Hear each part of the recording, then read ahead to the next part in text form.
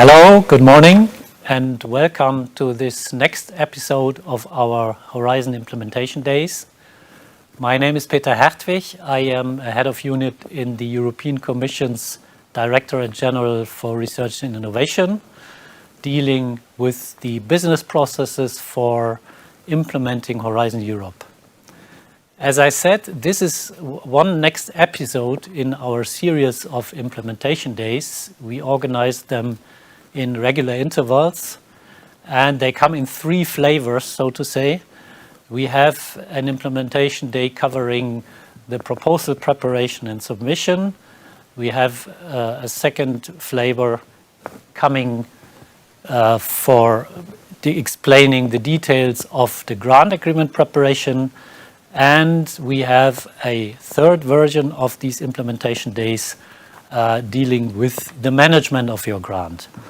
Today we are in the second type of implementation day, so we will talk about the grant agreement preparation. So the main addressees of today's workshop are the, so to say, lucky ones among you who were selected successfully after the evaluation of your proposal, and you are now about to prepare and sign your grant.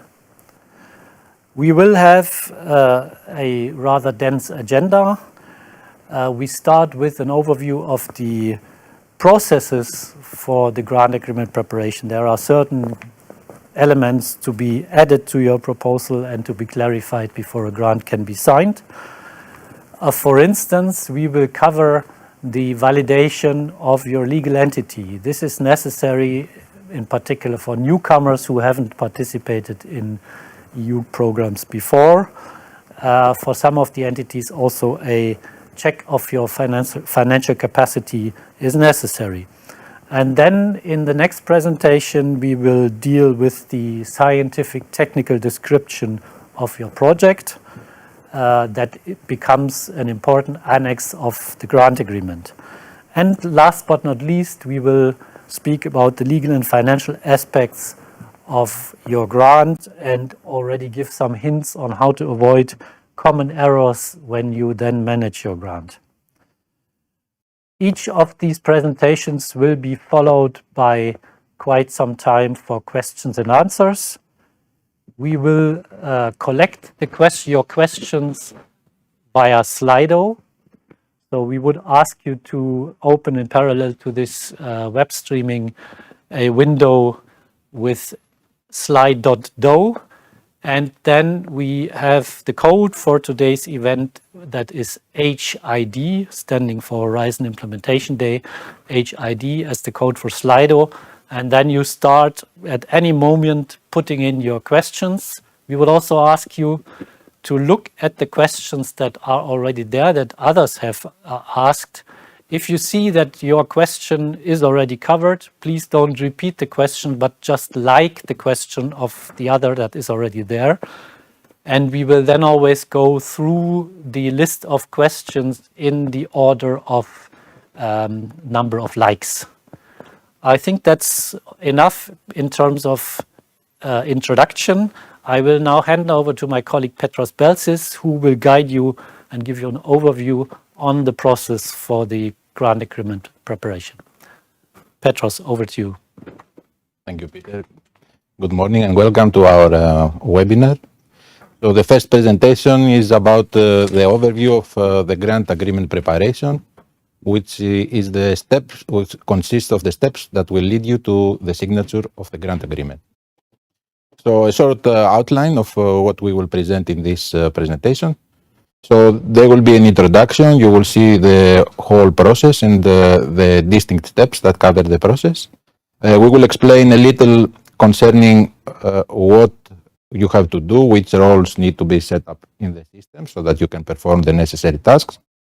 We will show in brief some things that changed in respect to the previous program, so things that are new to Horizon Europe, and a brief overview of some technical aspects. We will have also a second presentation, as already Peter mentioned, which will show you exact one by one the screens in the grant management team. So Here is an overview of the whole life cycle of a project, starting from the conception. So there is the first steps are on our side. So it's the call publication. So it's the description of what needs to be funded in the project. Then you have already passed through these stages. So you have already prepared your proposal, then you went through the evaluation, and for the ones that are reaching now the grant agreement preparation process, you have been successfully evaluated, you have received the letter with a summary report of the comments from the experts, and here we are going to this, let's say, not so lengthy comparing to the lifetime of the project process, but very important one because this is the one that will successfully guarantee that you have a grant. I mean, you need to complete all the steps successfully in order to reach the signature of the grant. In principle, we will explain also there are some important steps. So starting from the signature of the Declaration of Honor, which is a document that describes that you have not been ever, let's say, involved in an exclusion situation, for example, in a fraud or something like that. So there's no reason to prohibit you from signing the grant. Then you will fill in the data that we will explain also in detail, what has to be done in the system. The signature from your side, and then from the Commission side, we have to commit first the amount that will be for your project, and then of course the decision, the award decision, a signature from the Commission, which leads you to the signature of the grant, and then also the other beneficiaries. Normally the coordinator, not normally, the coordinator signs on behalf of a consortium, and then the others at the end of the process, they have to sign the accession form, which means that they also accept to participate with the terms that are described in the grant. Of course, there are also other stages later that we will explain in next episodes of our series for explaining how to manage your grant and what are the reviews or your obligations. Okay, so the basic principles in the process. Everything for you, we have the funding and tenders portal, so everything goes through that, which means that for you, we have integrated all the different systems and services from the portal, starting from the submission of your proposal, the registration of your organization, also for the experts that reviewed the process, and then now the preparation of the grant agreement, and also later the management of your grant with reporting or anything that is related to your obligations. So for you there is a uniform experience, which means that even when you are transmitted in the background in different IT tools, for you it's just transparent, like stepping from one screen to the other. We have established common business processes for all the tools, so all the rules are there for the starting from the proposal. Of course, whatever rules have been described in the program guide, they are also ensured through the IT tool and the business rules that we have defined in there. The important thing is also that nothing is signed anymore in paper, so we have full digital signature of the formal documents. There are very few exceptions that somebody has to sign a document and upload it. The documents are digitally sealed, which means that they are frozen. They cannot be touched anymore. I mean, nobody can do any change unless we create a new version of the document through another business process, which is called an amendment. So there is also a single common document repository. Everything concerning your organization or your project will be accessible through the system, the IT system, through the portal for you. And we have also full traceability and audit trail ensured. That means that whenever an action is performed, like a signature of the grant or another change, it is registered who performed which role, and who a person, of course, behind this role performed that task. So this is important also to know that that's why we ask you and we advise you strongly to if you need different persons to perform a task for an organization, to create to give the same role to different persons. So you need to have different accounts for persons working even for the same task. Because if you share an account for an organization, for example, we cannot ever know which person, for us it will be the same. So if you really want to also help to have a full audit trail, you need to create different accounts for each person that works, and then you can assign them the same privileges in the system. As already I said, I think we have predefined business rules in the full IT suite, and they ensure the compliance. So in SEP, for example, in the submission system, in the grant management system, everywhere we have ensured that the common business rules apply, and it is the uniform experience that we already talked about. So here we have an overview of the timeline of the process. So GAP is an acronym that you will encounter in the presentation and means Grant Agreement Preparation. So you need a little to be familiarized with the term. It is a time-bound process. The limits are defined in the financial regulation for the European Union, which means that we both us and you, we have to respect the deadlines. So there are two important, let's say, time durations that we need to respect, both us and you. So one is the time to inform, so which means that from the time that you submitted the proposal, let's say the call closure, until the evaluation process is completed, it has to take place within 5 months maximum. So one is important this, and the other important deadline is that from call closure until the signature of the grant, we need to have maximum 8 months, which means that having in mind that 5 months should be allocated for the overall overview and the reviewing of the proposals, for our grant agreement preparation, so the time that is left to prepare the grant is maximum 3 months. Unless, if there has been more time for the evaluation of the proposals, but in principle we have the 5 and 3 months additional for the grant agreement preparation. After the signature of the grant, you receive the pre-financing to start working on the project, and of course by signing the grant and the signature of the accession form by all the beneficiaries, you can start accession to the grant agreement. So in principle, we have these strict time limits. There is an exception for the actions that are funded by the European Research Council. The process is different, and this is also defined in the Horizon Europe regulation. So for all the other types of grant, the 8 months maximum apply, which means for the process that we are discussing now, you have maximum 3 months. And of course, we will explain in a while how you can allocate the time better and do not encounter any difficulties. So the important message is that you need to align yourself with the deadlines, and you have always to make diligent effort. So you need also, if you are the coordinator, of course, to act on behalf of the consortium and react fast.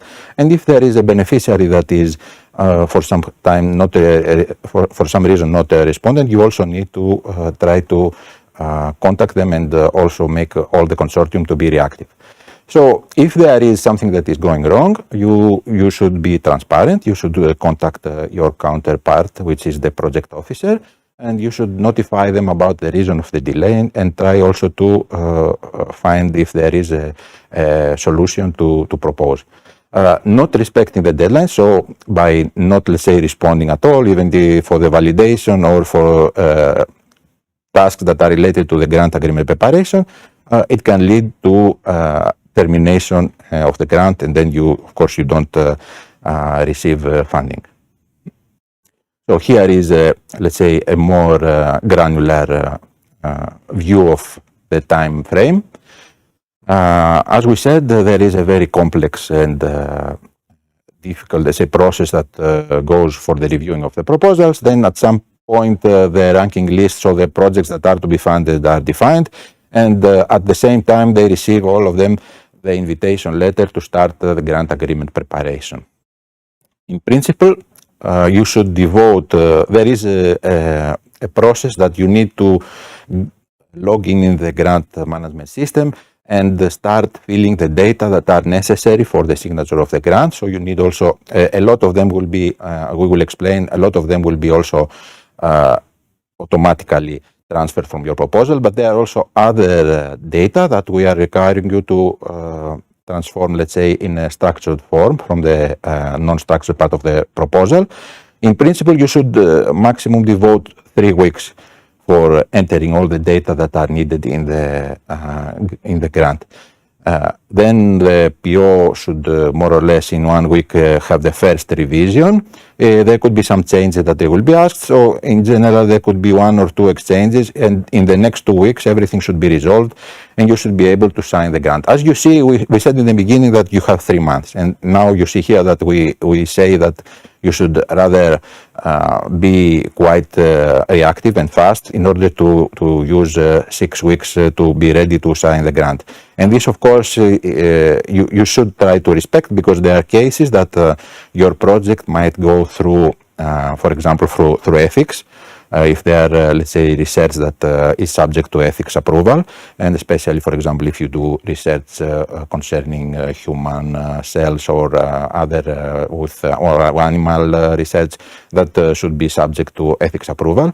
And this means that in that case, you will have to go through the program committee, through the member states approval, and that also will take at least a month. So please be aware that you need to not use the maximum amount, because there could be other processes that will be needed for your project. And you should also be aware that, you know, if there is some kind at the end of the process that you don't see any reaction, it doesn't mean that there is no activity. It's just that you don't see all the necessary processes that are running also sometimes for you in the background. Here are the main steps in the process. We present the main steps in the process. So from the invitation to the grant agreement preparation, then there is a notification for all the beneficiaries to start preparing. At the same time, the system triggers the validation of those participants which are not yet validated. So participants who for the first time take a grant need to give the necessary documents to prove the type and you know, that all the data, the legal data of the organization are correct. Then another thing that you have to define for each participant that has to be done. So you need to set proper access rights to people who need to perform actions in the system. So you need to do the proper access management. Of course, the coordinator first, and then all the beneficiaries need to sign, as we said, the declaration of owner. This is signed electronically. It's very easy, so you just need to click a button to sign the document. Then, and by entering the data, the project officer will review what you have entered, and to verify that they are exactly matching what the proposal had already. And on our side also, there are some background ex-ante checks, like we check, for example, additional things, sometimes like the financial viability of the coordinator, who is the person for us that receives the payments and then distributes the money to the beneficiaries. So it's very important that it is financially viable. Then we have the reservation of the fund, so the money need to be committed for all the duration of the project, and the preparation of the award decision. Then, once everything is ready, the project officer will ask you to sign the beneficiary. The coordinator will need to sign on behalf of the consortium the grant agreement. Once this is done, the project officer also will and the authorizing officer will sign the grant on behalf of the commission. And then the other beneficiaries need to accept, of course, what the coordinator signs. So we have another last step, that is the signature of the accession forms, which means the beneficiaries also accept, let's say, the content of the grant agreement. And then you will receive a pre-financing so that you can start the proper execution of your project. Now, a basic principle that is in, it was already the case in Horizon 2020, it's already also, it's the same for Horizon Europe. We have the non-negotiation approach, which means your proposal is taken as is.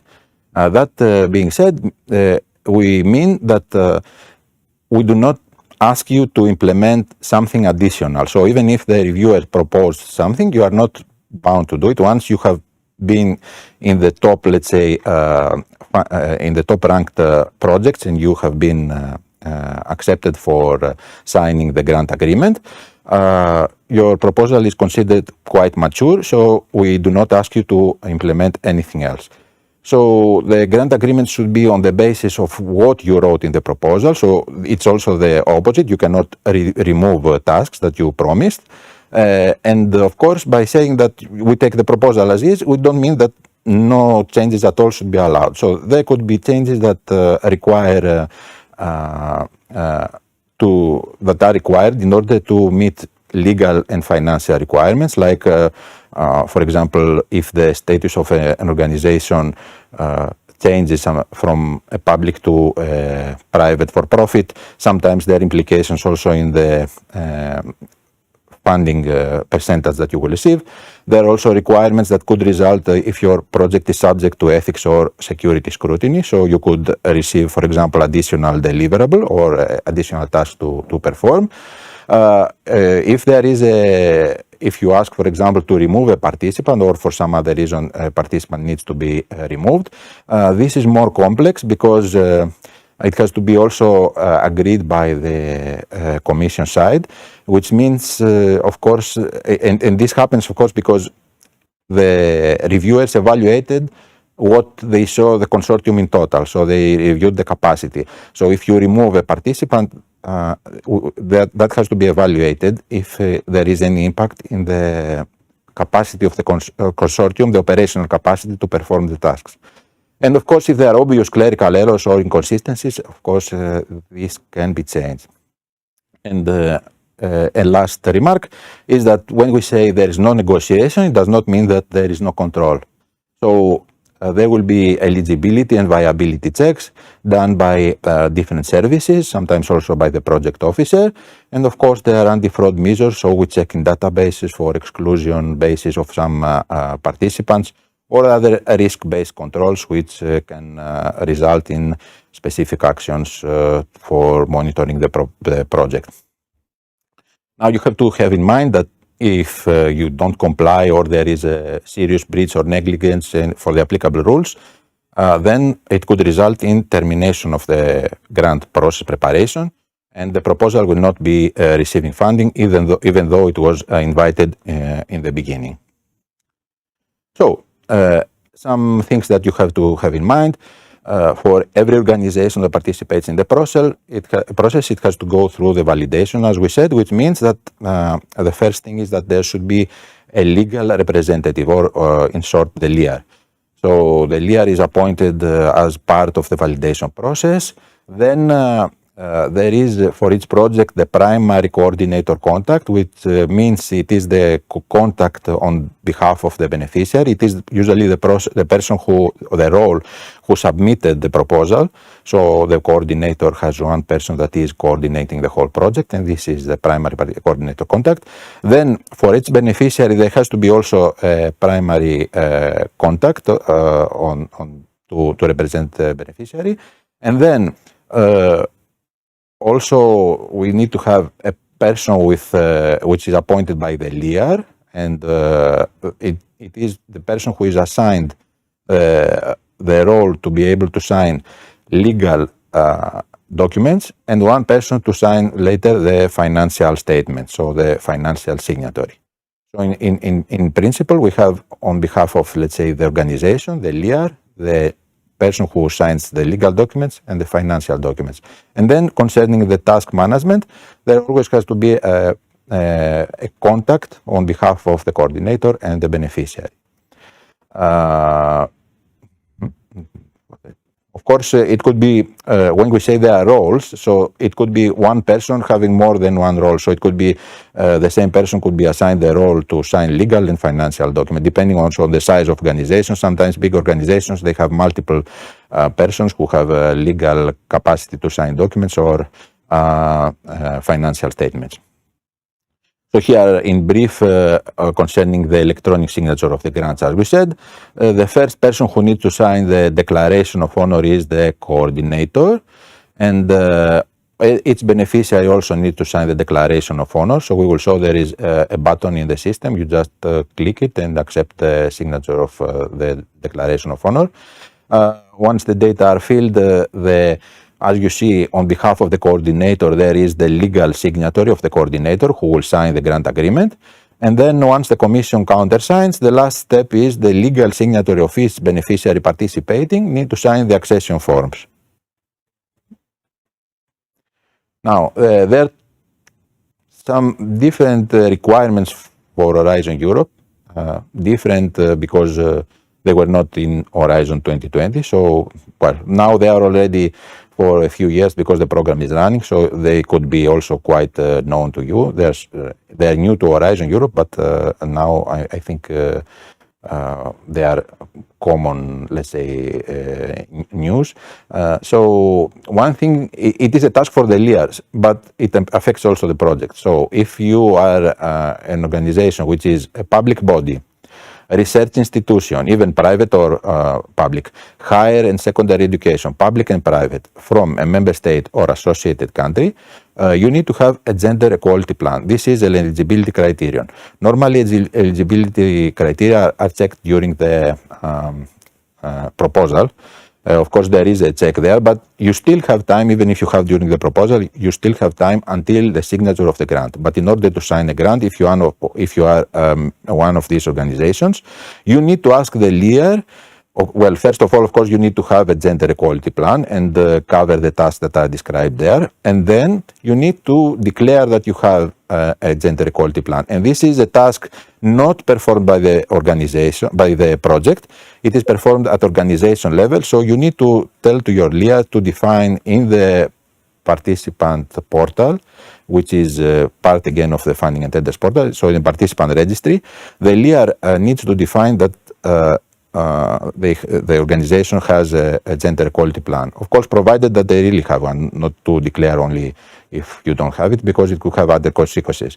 So what the leader needs to do, you log in the system, you go to, as we said, the first thing is to go to My Organizations on the left, and then on the actions for your organization, you need to select Modify Organization. In the Legal Information tab, you select, of course, Edit the legal information, because you need to change something here, and then you need to go to at the bottom. There is a button, Change Gender Equality Plan, change them, and there is a questionnaire popping up. Of course, the first question is if you have a gender equality plan. Yes, provided you have one.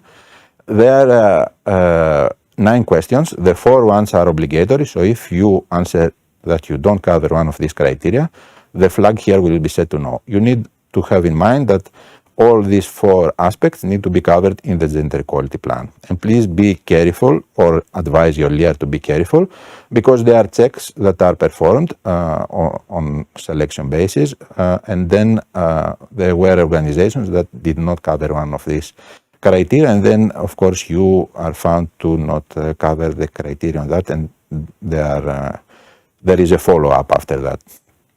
So in principle, once you have a gender equality plan and covers the basic, at least, ideally all the criteria, you define that it is a yes, and then once you are at the last stages of the grant, the project officer checks if you really cover this criteria, and then you can sign the grant.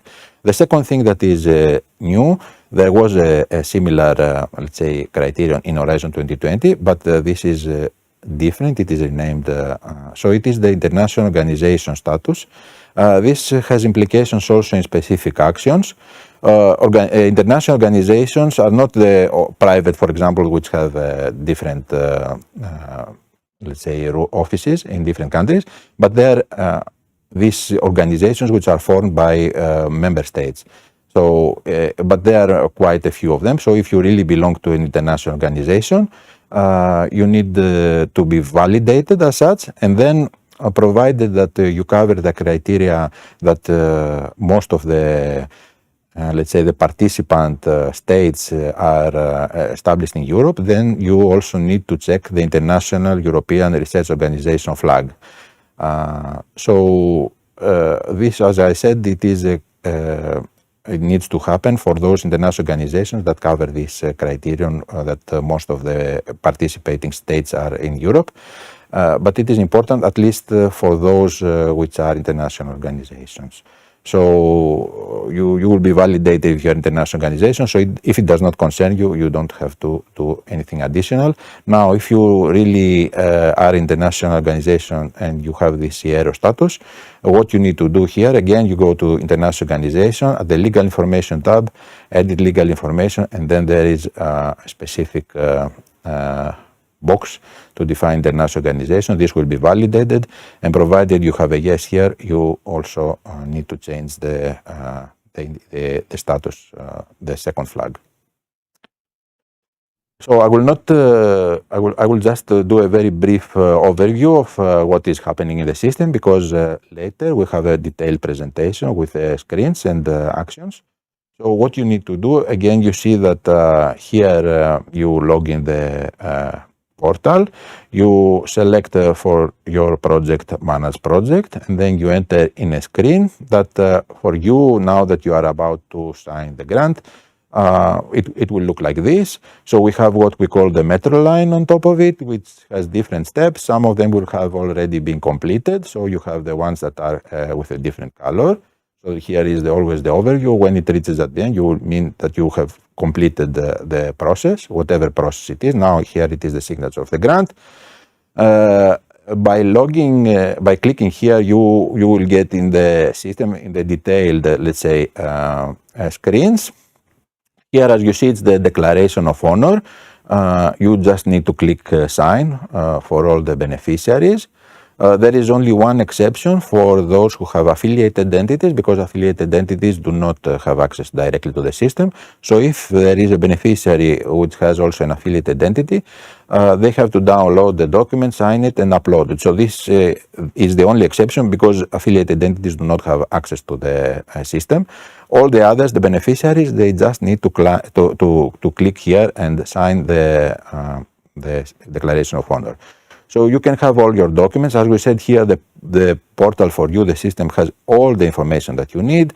You could have also different communications that you have launched, or the Commission has launched with the project. You see here, for example, you have all the data for the grant, the latest legal data for the beneficiary, archive processes that have been completed. If you have a lot, some will be archived. All the documents will be accessed to the library. Of course, you can go to the communication center and launch a new interaction with the Commission and the archive process. And very important for you, there is always the online manual explaining also a little the process that you have, and the IT how-to, which is the technical details concerning different aspects of the use of the tools. And here is a brief overview of the when you enter in the grant management system. For you, everything is transparent. There are different IT systems, but that does not concern you, because everything is in the portal for you. So you will see different screens that you will need to fill the data. There is here a small explanation of what the icons mean. If there is a green, it's always means that the tab is correct and no missing information. There are some tabs which contain information only data. If there is a problem, if there is something missing or blocking, you will have this X, and then there could be some tabs which are missing information, which means that for the time being they are not blocking, but it could become also at a later point. So in principle, you should try to make all of them green so that you can go to the next stage. What are the take-away messages? So please, we will explain also that you need to, when you write the part B, there is information that you need to transfer to structured form now. So when you do that, you need to remove it from the non-structured part. So you need to avoid repetition. Once you need to put it only. And then if there are also ethics or security scrutiny, and this process results in you getting additional requirements, these are binding for you. So if you receive a task to fill an additional deliverable, you need to do it. It's not a choice for you. And also the same for security. You should pay attention to the deadline, so be proactive. Be reactive also when you are asked to do something. Be transparent in case you face difficulties. Try also to contact the project officer and cooperate with them. If there is something that went wrong, try to also bring a plan to resolve the case. And also always collaborate with a project officer who is there to help you. And with that, I conclude the presentation, and we will welcome your questions. Thank you. Thank you very much, Petros. I don't know if I'm online. I hope so. Thank you very much, Petros. My name is Manuel Romaris. I'm training coordinator for Horizon Europe. So I start again, apparently. Thank you very much, Petros. My name is Manuel Romaris. I'm training coordinator for Horizon Europe, and I will guide you through the rest of the morning. I will specifically introduce the next speakers, and now, before the next speaker, of course, the questions. We have quite a lot of questions, 18 so far, and let's start with the first one. Must the consortium agreement be signed before the grant agreement? What if it takes longer to reach agreement between consortium and the GA timeline? Well, I think this also will be explained in a later presentation, because we have the legal part, so you can receive also information there. So indeed, it is strongly advised to sign the grant agreement before signature of the grant, because there are a lot of, let's say, elements there that will be quite difficult to resolve later.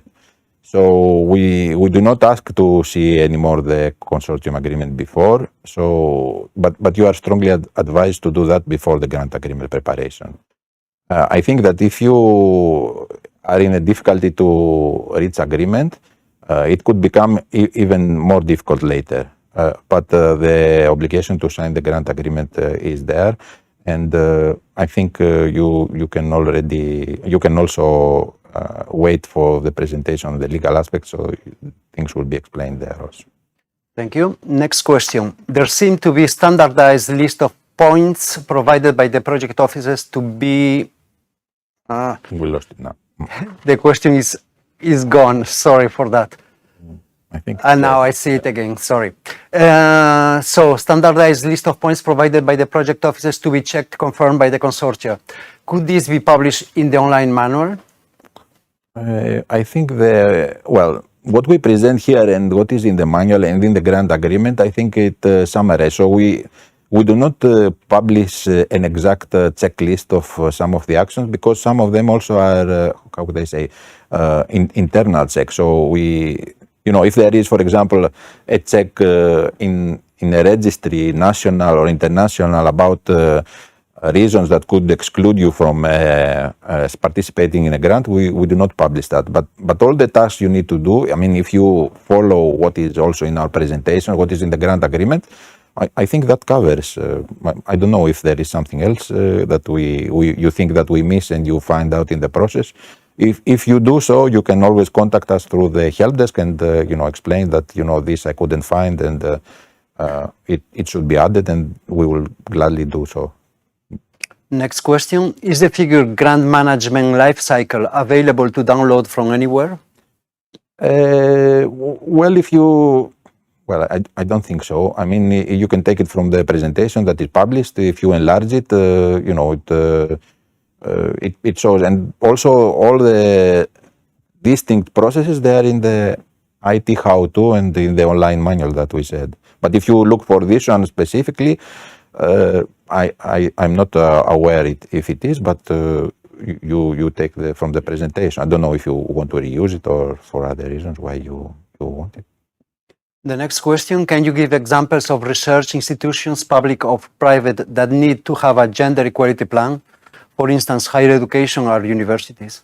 The research institution is, let's say, a quite complex task. I mean, this tab in the participant portal, it has a specific, how could I say,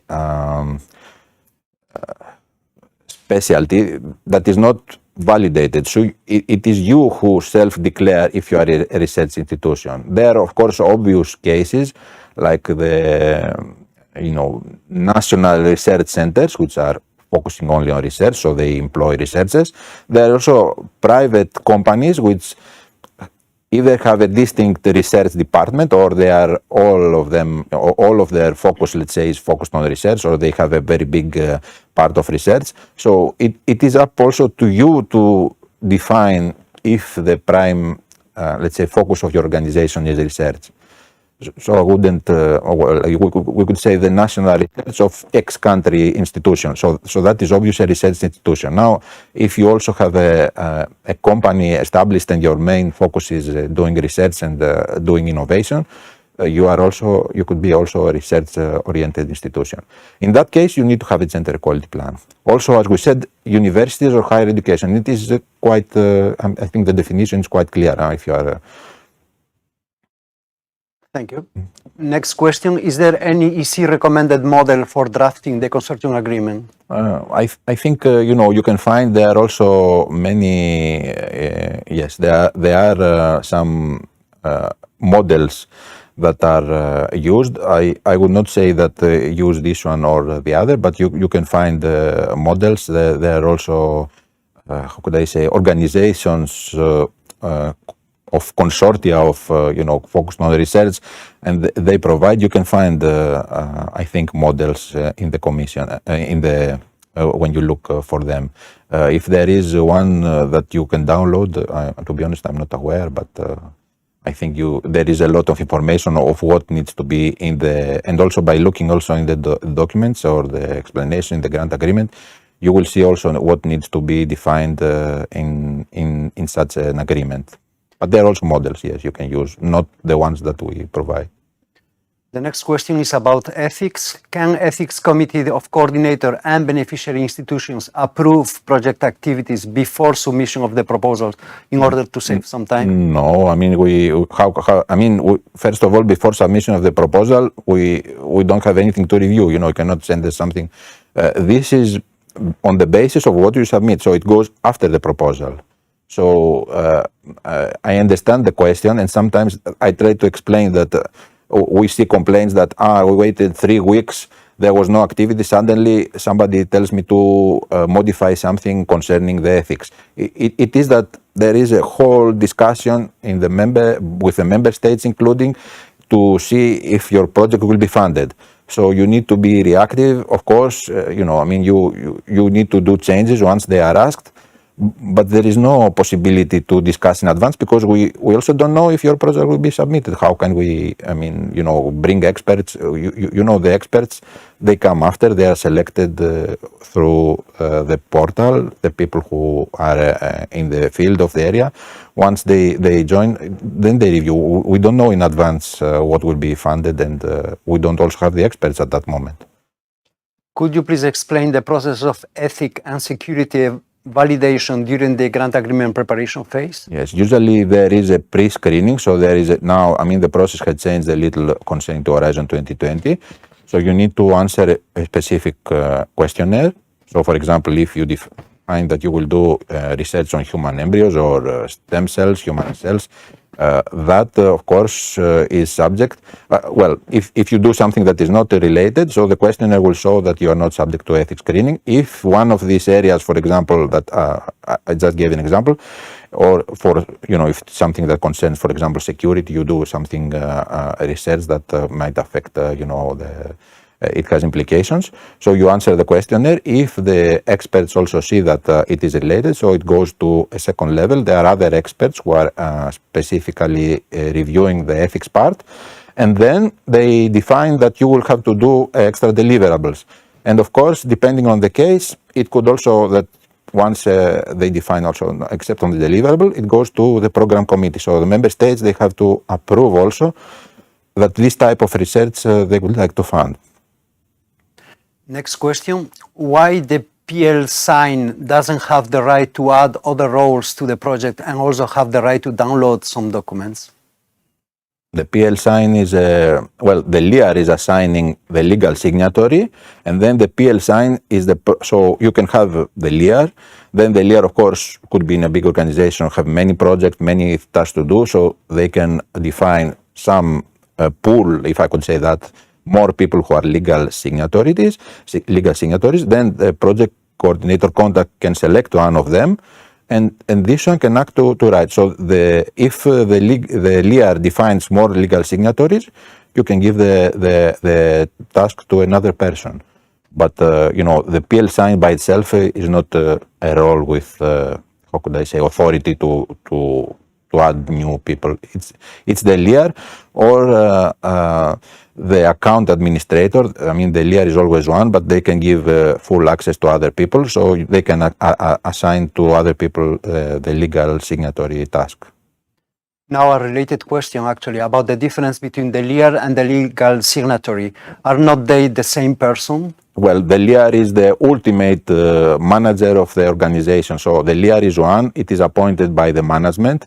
For example, I don't know if it is a university, the rector or the steering board of the organization, and the LIAR is the legal representative. The legal signatory, it could be the same person, of course, because the LIAR in a small organization could be also legal signatory, financial signatory. You can also be participating contact. So if you are a small company of 5 persons, you don't need. Thank you. Now a question about the two-step submission proposal. Do the same deadlines, evaluation outcome information, and GA signature apply, starting from the second submission date? That depends. For example, if you are talking for the ERC, then as I said, there are different deadlines. For the two-step submission proposals, there is usually a submission of a small, let's say, proposal, and then you go to the second, but you will be informed always by the deadlines. There is always in the call, there are explanations, so you can always know. I cannot answer directly because I don't know. I mean, it depends on for which type of actions. If you are talking for the ERC, it could be much longer. Thank you. Next question. Can partners be added to an Horizon Europe partnership consortium during the grant agreement preparation process, not only as beneficiaries, but as contributing to the work plan? Partners to Horizon Europe partnership consortium. I don't know if you are talking about the partnerships or in general about the grants. So in general, you can add, we cannot add extra, it depends also on, well, that requires also an amendment. It depends also if you require, but you say not as beneficiary as contributing to the work plan. So I don't understand that. I mean, you know, if you are not beneficiaries, then you cannot have access to the portal, but you can be associated partners which do not have access to the I don't know exactly what you mean. I mean, if you become a partner in a project, normally through an amendment, you can add a beneficiary subject to approval, of course, from the Commission. But to just contribute to the work plan, maybe it's associated partner if you are not from the member state, or you need to be added as a beneficiary, maybe even without a budget. But the second one, yes, legal signatory and financial signatory, it could be the same person. It could be also the LIAR, so the LIAR could do everything. Yes, could be different persons or not. They are roles, actually. So, you know, we assign persons to roles. And we are running out of time, so last question now. Well, this question has been answered. Can the L sign and F sign be the same person? He said yes. Is the gender plan due by project for once for the organization participating in Horizon Europe? Thank you. I don't understand exactly. If you need to participate in Horizon Europe grant, and you are not for all organizations, if you are a public body, research organization, or higher education institution, because if you are a private company, you don't need it, at least for the time being.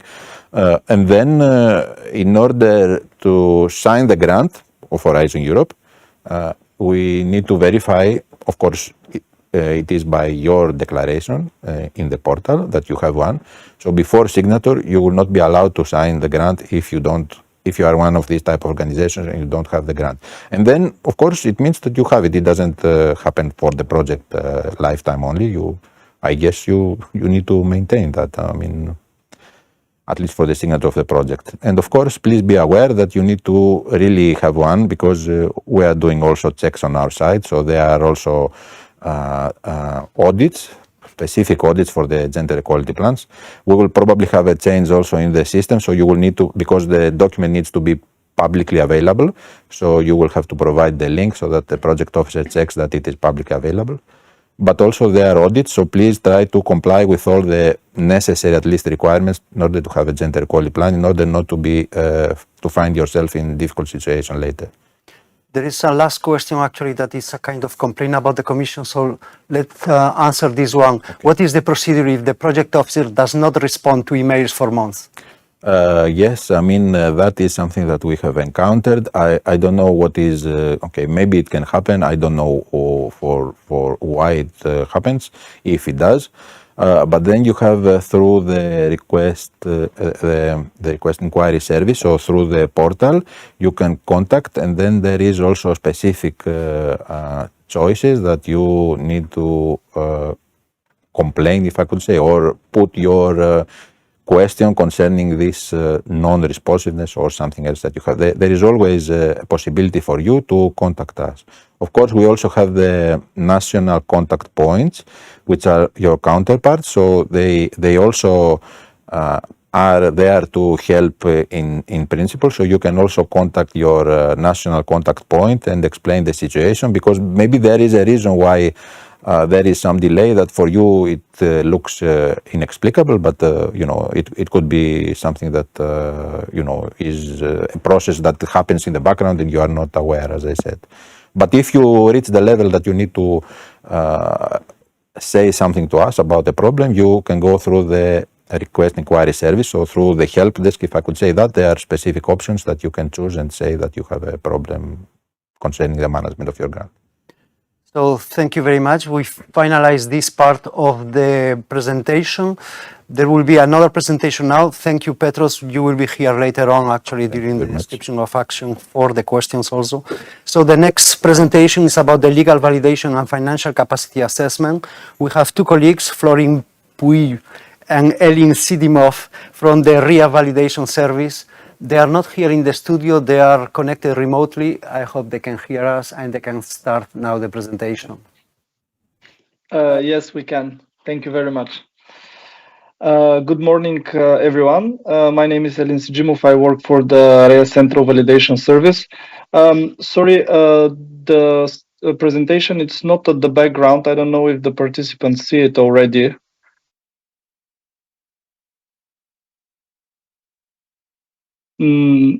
Should will it be shared from the studio, maybe? Yes. Thank you very much. So today, with my colleague Florin, we are going to present to you the Central Validation Service and specifically the process of legal validation and financial capacity assessment.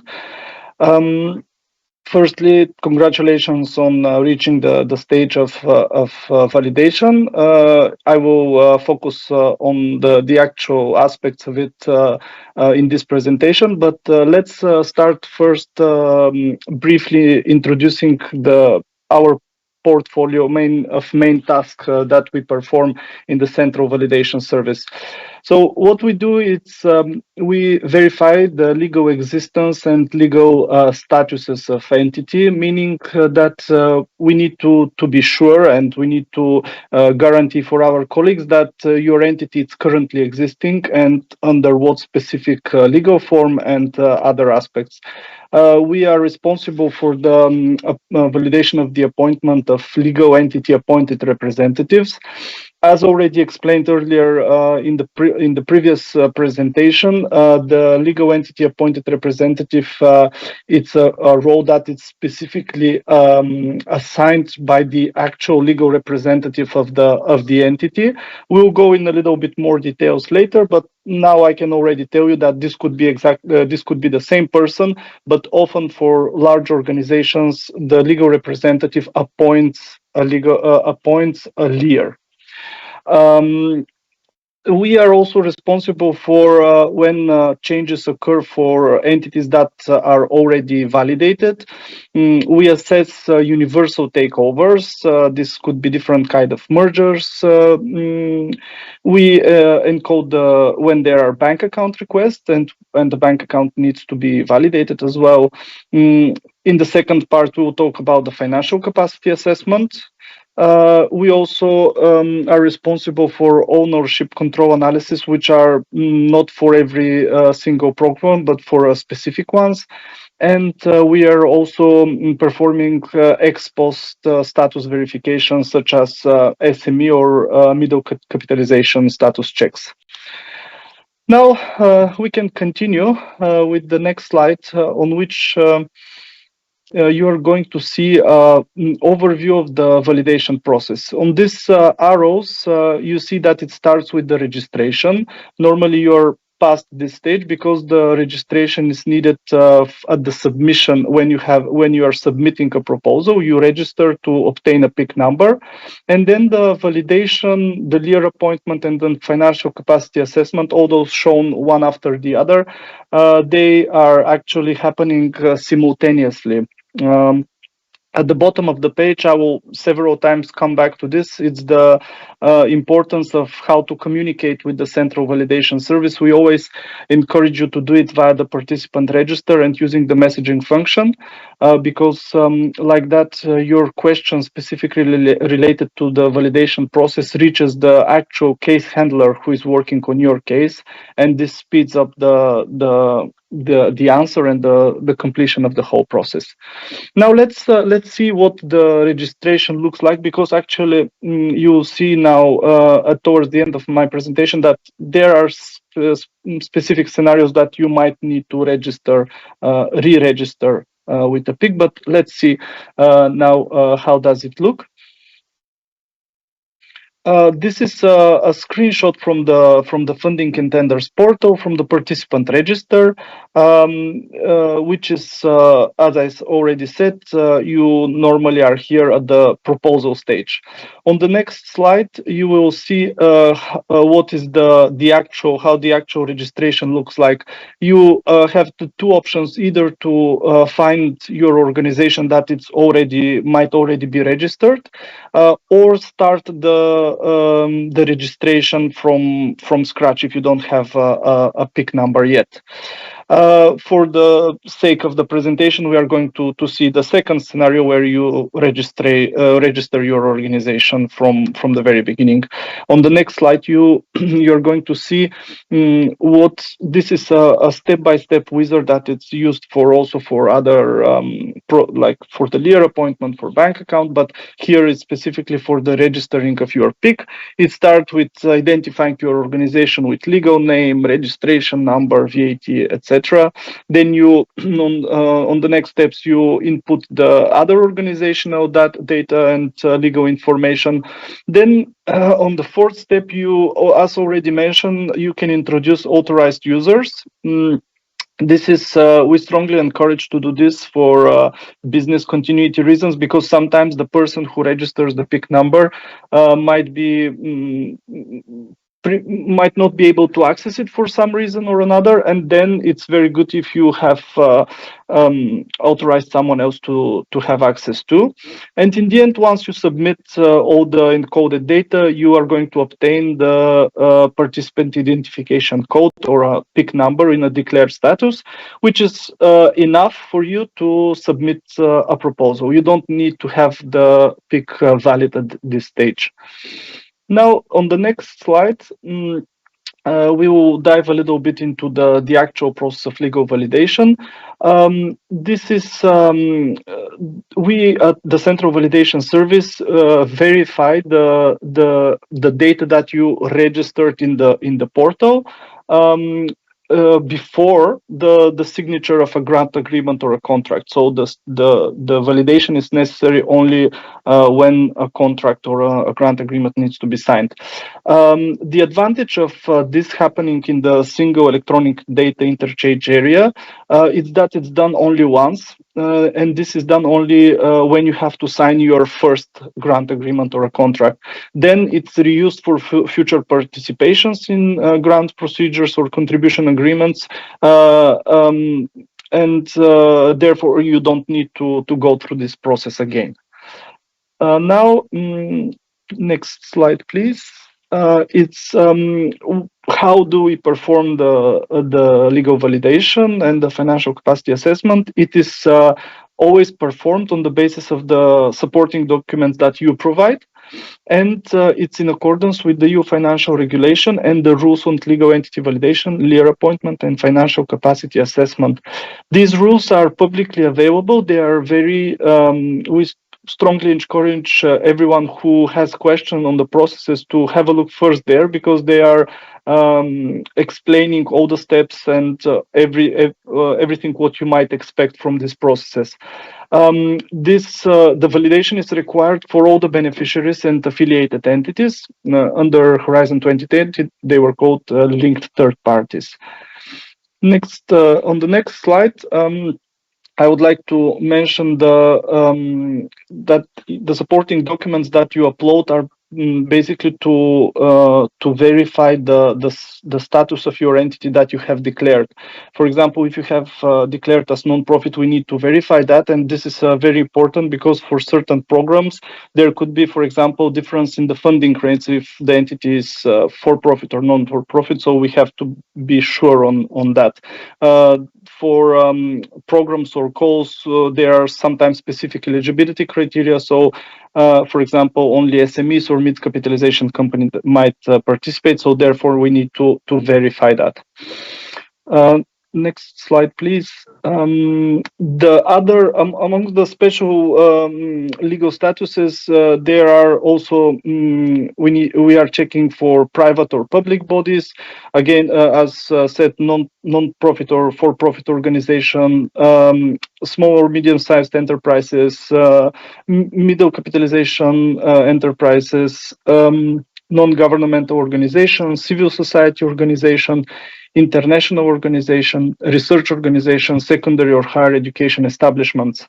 For some of these special legal statuses, we perform actual checks and we verified. Others are self-declaration, and you are the one who bears the responsibility for what is declared. It could be a self-declaration or self-assessment, and we might also perform checks on these self-declarations. Next slide, please. Now that's again after you already have a registered PIC number. This is a screenshot showing from where you actually go and modify the organizational data and code it, or adding something, or before or after the validation, you go to My Organization and then Modify Organization after you are logged in with your credentials. Next slide, please. This is already mentioned how to communicate with us. You need to do so from the participant register using the messaging functionality. You see the messages received from us, and you reply from there.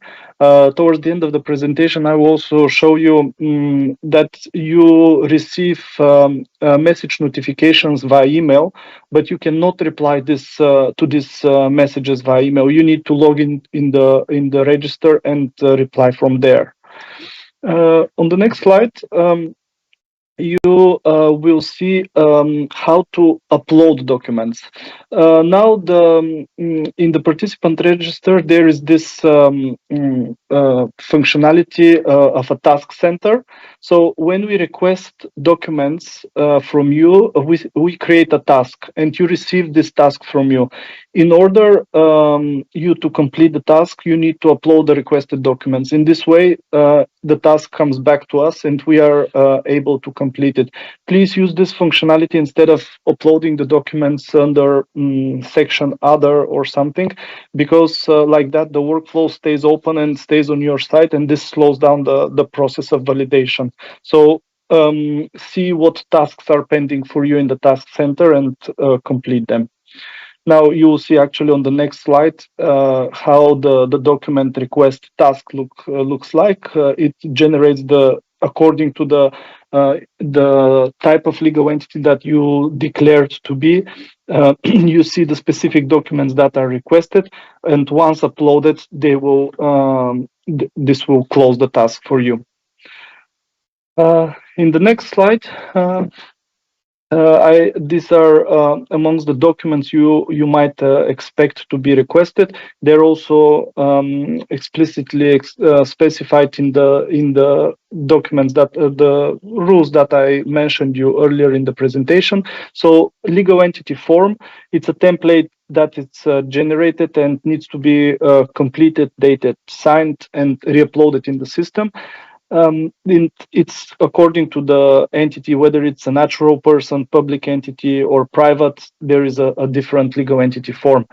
We also need a VAT extract or a proof of exemption and a registration extract for the private law bodies that are recent. We need to be sure that your entity is currently existing, therefore an outdated extract it's not going to be accepted. For public law bodies, the document that we would expect to receive is law, decree, decision, or other type of legal document with which your entity is established and governed. For the international organizations, the equivalent is the treaty for establishment. And for non-profit organization, we usually expect to receive the statutes, because there is it's specified the non-distribution of profits. On the next slide, about these documents, what they need to be. They need to be firstly official, so they need to be delivered by the official national authorities. Often participants send self-declaration that, let's say, this document is recent, or or different type of statement before administrative authorities, notaries. Unfortunately, we cannot accept these documents as proof. We need the document to be issued by the official authorities. You need to, after that, upload a scanned version of the original, and in case it is not in an EU official languages, the original document needs to be accompanied by a free translation in English. Next slide, please. Now, on the LEAR. It was already explained, but maybe it's good to repeat it, that the appointment of a LEAR within the single electronic data interchange area, it's mandatory. This is the person who notifies the EU of any changes of legal data or the status of the entity. They are responsible to submit legal and financial documents when this is required, and they are the one who manage the access rights of persons in the organization. But please note that this is not on the project level. So they nominate the account administrators that could manage the PIC as well, and also they appoint the individuals authorized to sign.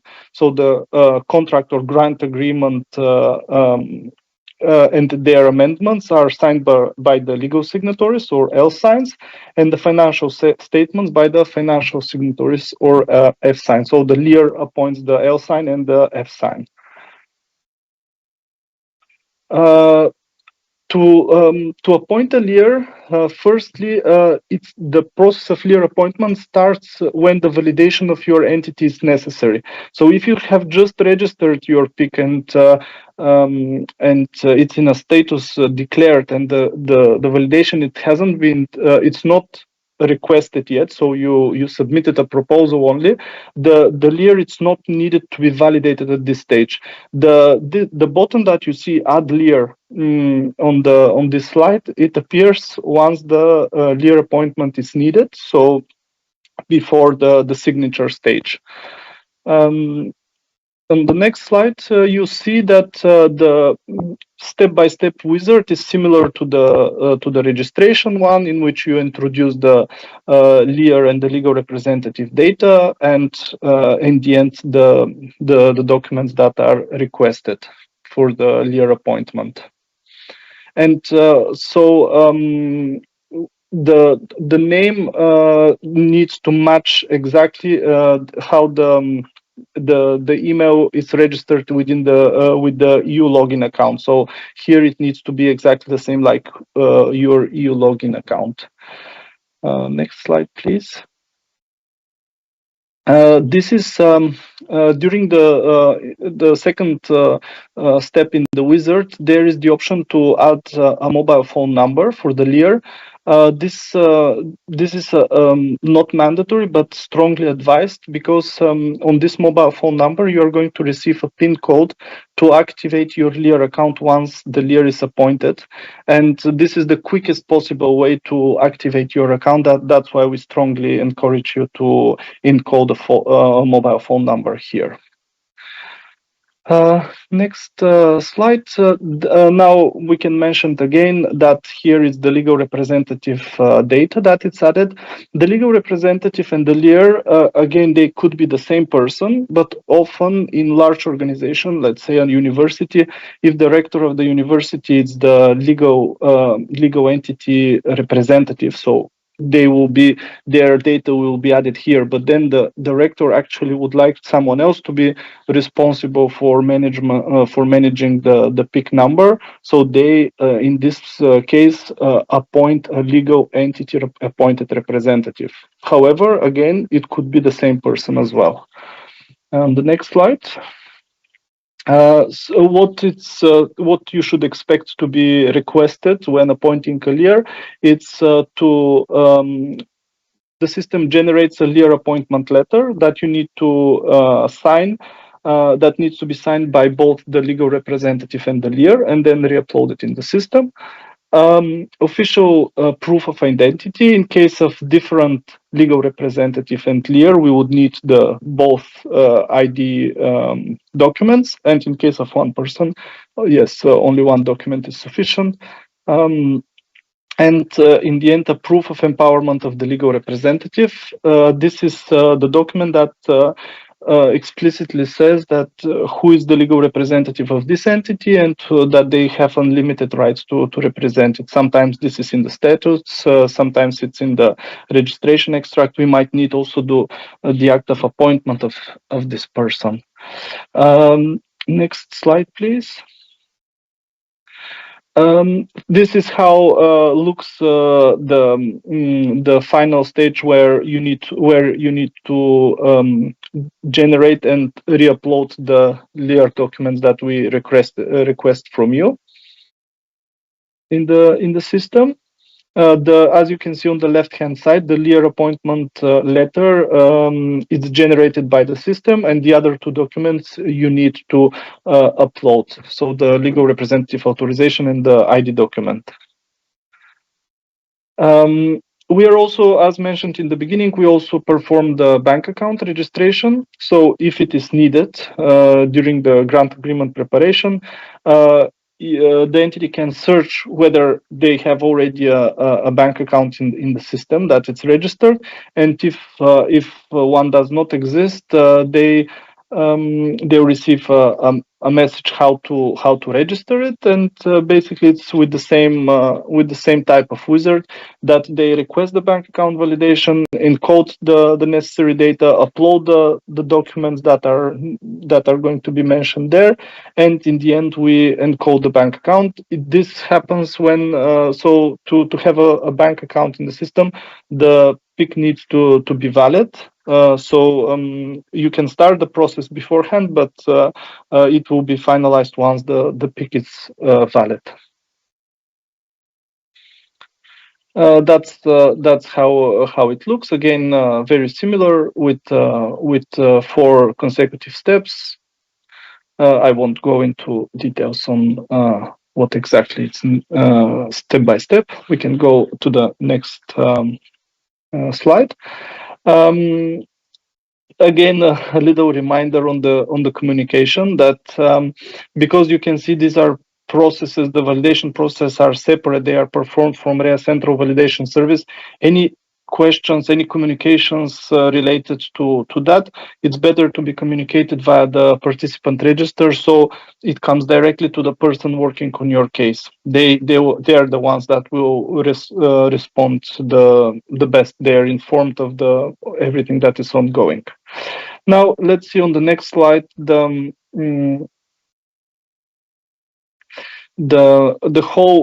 overview of the whole process. So you have submitted a proposal, it's evaluated, and the operational unit has sent us a request to validate your entity. So we are now where the validation starts. The system generates a message which requests the specific documents from you according to the data that you have encoded.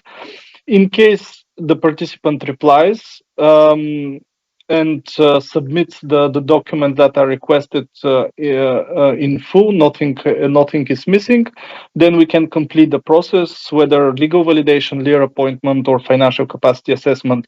In case no replies or document submission is received, Central Validation Service will send reminders, several reminders. In case you reply after the reminders, we follow the same path and get your entity validated or anything else that is needed.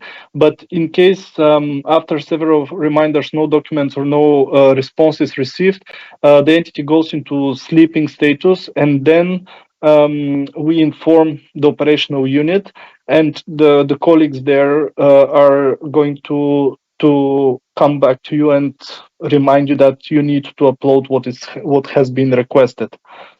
Let's go to the next slide.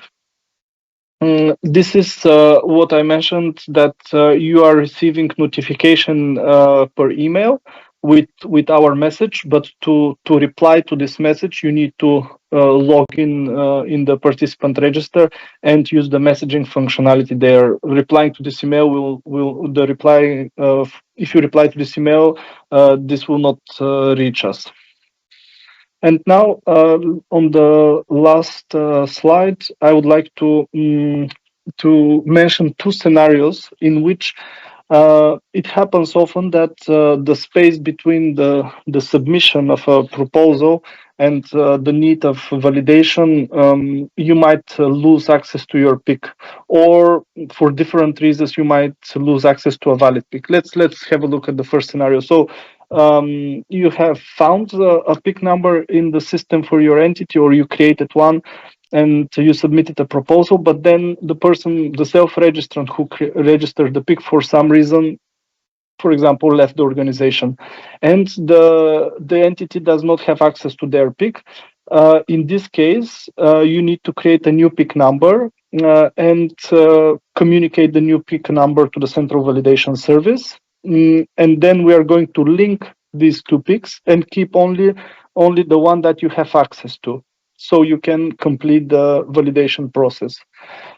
In case of a valid PIC, so you used a valid PIC to submit a proposal, but behind the LEAR behind this valid PIC, again, it's not available anymore, and your organization doesn't have access to the valid PIC. You need to appoint a new LEAR, and if you don't have access to the PIC, or there are no account administrators, you need to follow the so-called LEAR recovery procedure, which is similar to the LEAR appointment, in order to recover the access to your PIC. And with this, my presentation comes to an end, and I am passing the floor to my colleague, Florin, who is going to present you the part for the financial capacity assessment. Thank you very much, Elin, for your insightful presentation and for setting up the stage for where we need to go next in the financial capacity assessment validation process. In the next few minutes, I will show you some key aspects concerning the financial capacity assessment, or in short, the FCA. My presentation is very short, very condensed, and I started with the next slides by listing our legal basis. This is composed by three main documents. The first one is the financial regulation with two specific articles, 196 and 198, which state that applicants must demonstrate that they have stable and sufficient financial resources to carry out the proposed actions. The second document is the Rules on Legal Entity Validation, Lead Appointment and Financial Capacity Assessment for EU grants and tenders, which was mentioned by Elin earlier. And the third one is the Call for Proposals, where in point 7, Financial and Operational Capacity and Exclusion, you might find important information about this process. All three documents are very important, but I strongly recommend you to read carefully the second and the third ones. That is because both the rules and the call for proposals provide you with very important information about the conditions and the documents required for the financial capacity assessments. Now, an obvious question is, when is the FCA needed? It is needed for all beneficiaries except for public bodies, which are exempt from being evaluated financially, and for natural persons. It is also needed for individual requested grant amounts above the threshold of 60,000 euros, which is imposed by the financial regulation mentioned earlier. We go with another click in these slides, and we mentioned that if the FCA must be checked, the process is somehow automatic, and you will be contacted by the Central Validation Service through the participant portal. We go to the next slides, and we click two clicks more, and we find the supporting documents for this process. These are the main accounting documents, such as the balance sheet, the profit and loss accounts, and their explanatory notes and annexes if available. But preferably for us is to have these explanatory notes, because we find important information concerning the accounts, breakdowns, maturity of assets, due date of liabilities, and so on, which have an important role in our financial capacity assessments. We click twice on these slides, and we see that, again, for EU contribution above the threshold of 750,000 euros, the financial regulation, the Article 196, yes, requires us to evaluate your capacity based also on a financial audit report. The financial audit report comes as an additional assurance on the reliability of the accounts. If the financial audit report is not compulsory, it's not statutory for your company, for your organization, you'll be asked to provide us a self-declaration on the accounts, by which you declare that the accounts reported are valid and that no audit was required. We go next in the next slides. Again, and here we see that the process requires us to evaluate the two most recent closed and approved financial years, which have to be presented to us in the official language. So if they are reported, for example, in German or I don't know, in Estonian, you don't have to translate them, because we will do that. You date and sign the documents and send them to us via the participant portal. One click more, and we see that once here, I'm talking about the newly established entities. Obviously, these companies have not yet reported their first financial statements. In this case, we cannot assess the past performance and financial position, but we assess future performance through the forecast on sales, expenses, investments, and so on, presented through the business plan.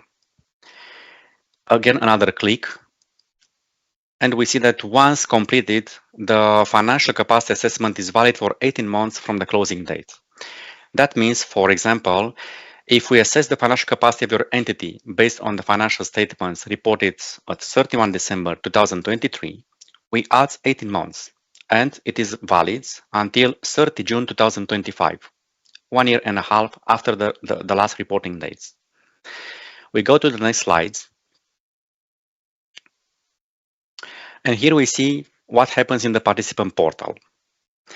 As mentioned by Elin earlier, all the communication will be done through the participant portal. So no emails or phone calls from us. We are not allowed to do that. Here you have dedicated tabs. And in this example, in this slide, you see that in tab financial capacity, you have this blue button, big blue button, where you can provide us the necessary financial information required for this process. In the next slides, we see that the tab messages, in these tab messages, you can access emails or messages from us where you can reply to our request, or we can inform you about the next steps. I conclude this presentation with a very short list of guidance documents, which will be made available to you after this presentation ends. And we are here for questions. If you have questions, we are glad to reply to them. Thank you very much. Thank you very much, Elin, Florin. We have several questions, actually. There are 13 questions. We don't have much time, but we will go through some of them at least. First question, how can partners activate a sleeping peak, especially in cases of smaller SMEs where it is not clear who the leader is anymore? I guess this question is for me. If the peak is in sleeping, it means that it's not valid. So this is the first scenario that I concluded my presentation with, where you need to register a new peak number, communicate it to us, and we are going to merge the two peaks and keep only the newly established one that you have access to. So that's for this entity, you don't have a leader actually, but you have a self-registrant. Thank you. The next question is how to deal with delays in validation when deadlines for declaration of honor and GA signatures may not be kept. Please maintain active communication, first of all, with us. Tell us if this is happening, or inform your project officer, who can also contact us internally and urge us in case of need. Normally, we are complying with the deadlines, so you can sign your declaration of honor and grant agreement on time. Thank you. The next question is very specific. When I am linked to organizations but I have no access, which I'm not working or never worked for, how can I delete these ones in my organization section? Well, I cannot answer generally like this. Please use the help desk, or because if you say that you don't have access to, you cannot reply via the register. Use the help desk, inform us on the organization and your role within it. We are going to assess it and advise you how to remove it. And we first need to check why this mistake has happened, if there is one. Thank you. The next question, is it possible to get registered in the participant portal? It's called the Fund and Tenders portal now, have a peak and undergo successful validation if I am working as a freelance consultant? Yes, there is an option to register for a peak number as a natural person or as a self-trader. However, you can register the peak, obtain it, but the validation will happen only once you are successful in a proposal, and the validation is requested by the operational unit managing the call you participated in. Thank you. Mid-caps, are they or are not medium-sized enterprises? I can reply to that question. The evaluation of mid-caps is not very straightforward or simple. We assess the group of companies in which this participant, this peak, can be part of. There is a recommendation 361 from 2003, which states the thresholds by which mid-caps are validated as mid-caps and not SMEs or larger entities. So there is no a straight reply to this question, because the validation exceeds a bit the validation of the peak itself. It has to take into account the companies within this company. This peak is part of the group of companies. Mid-caps generally are above 249 people. They are up to 3,000 people. But once again, we have to evaluate all the companies in the group in which the peak is part of. Thank you. Next question. Where do you find the task tab is not under organization data?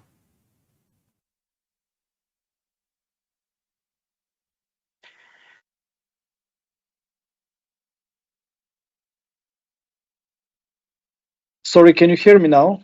I was muted, I think. Task tab. Sorry, my screen froze. I don't know if you can hear me.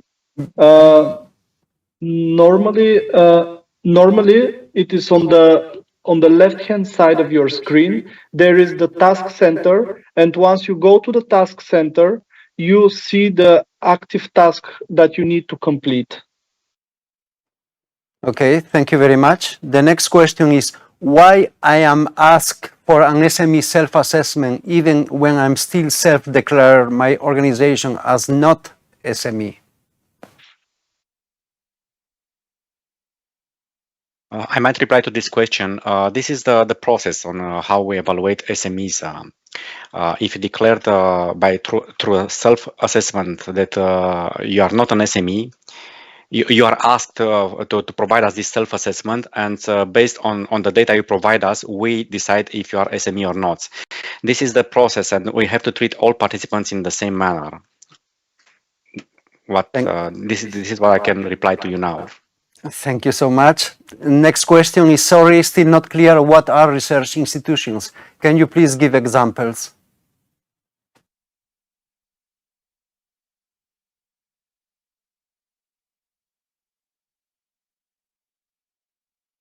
This question might be replied by the operational service.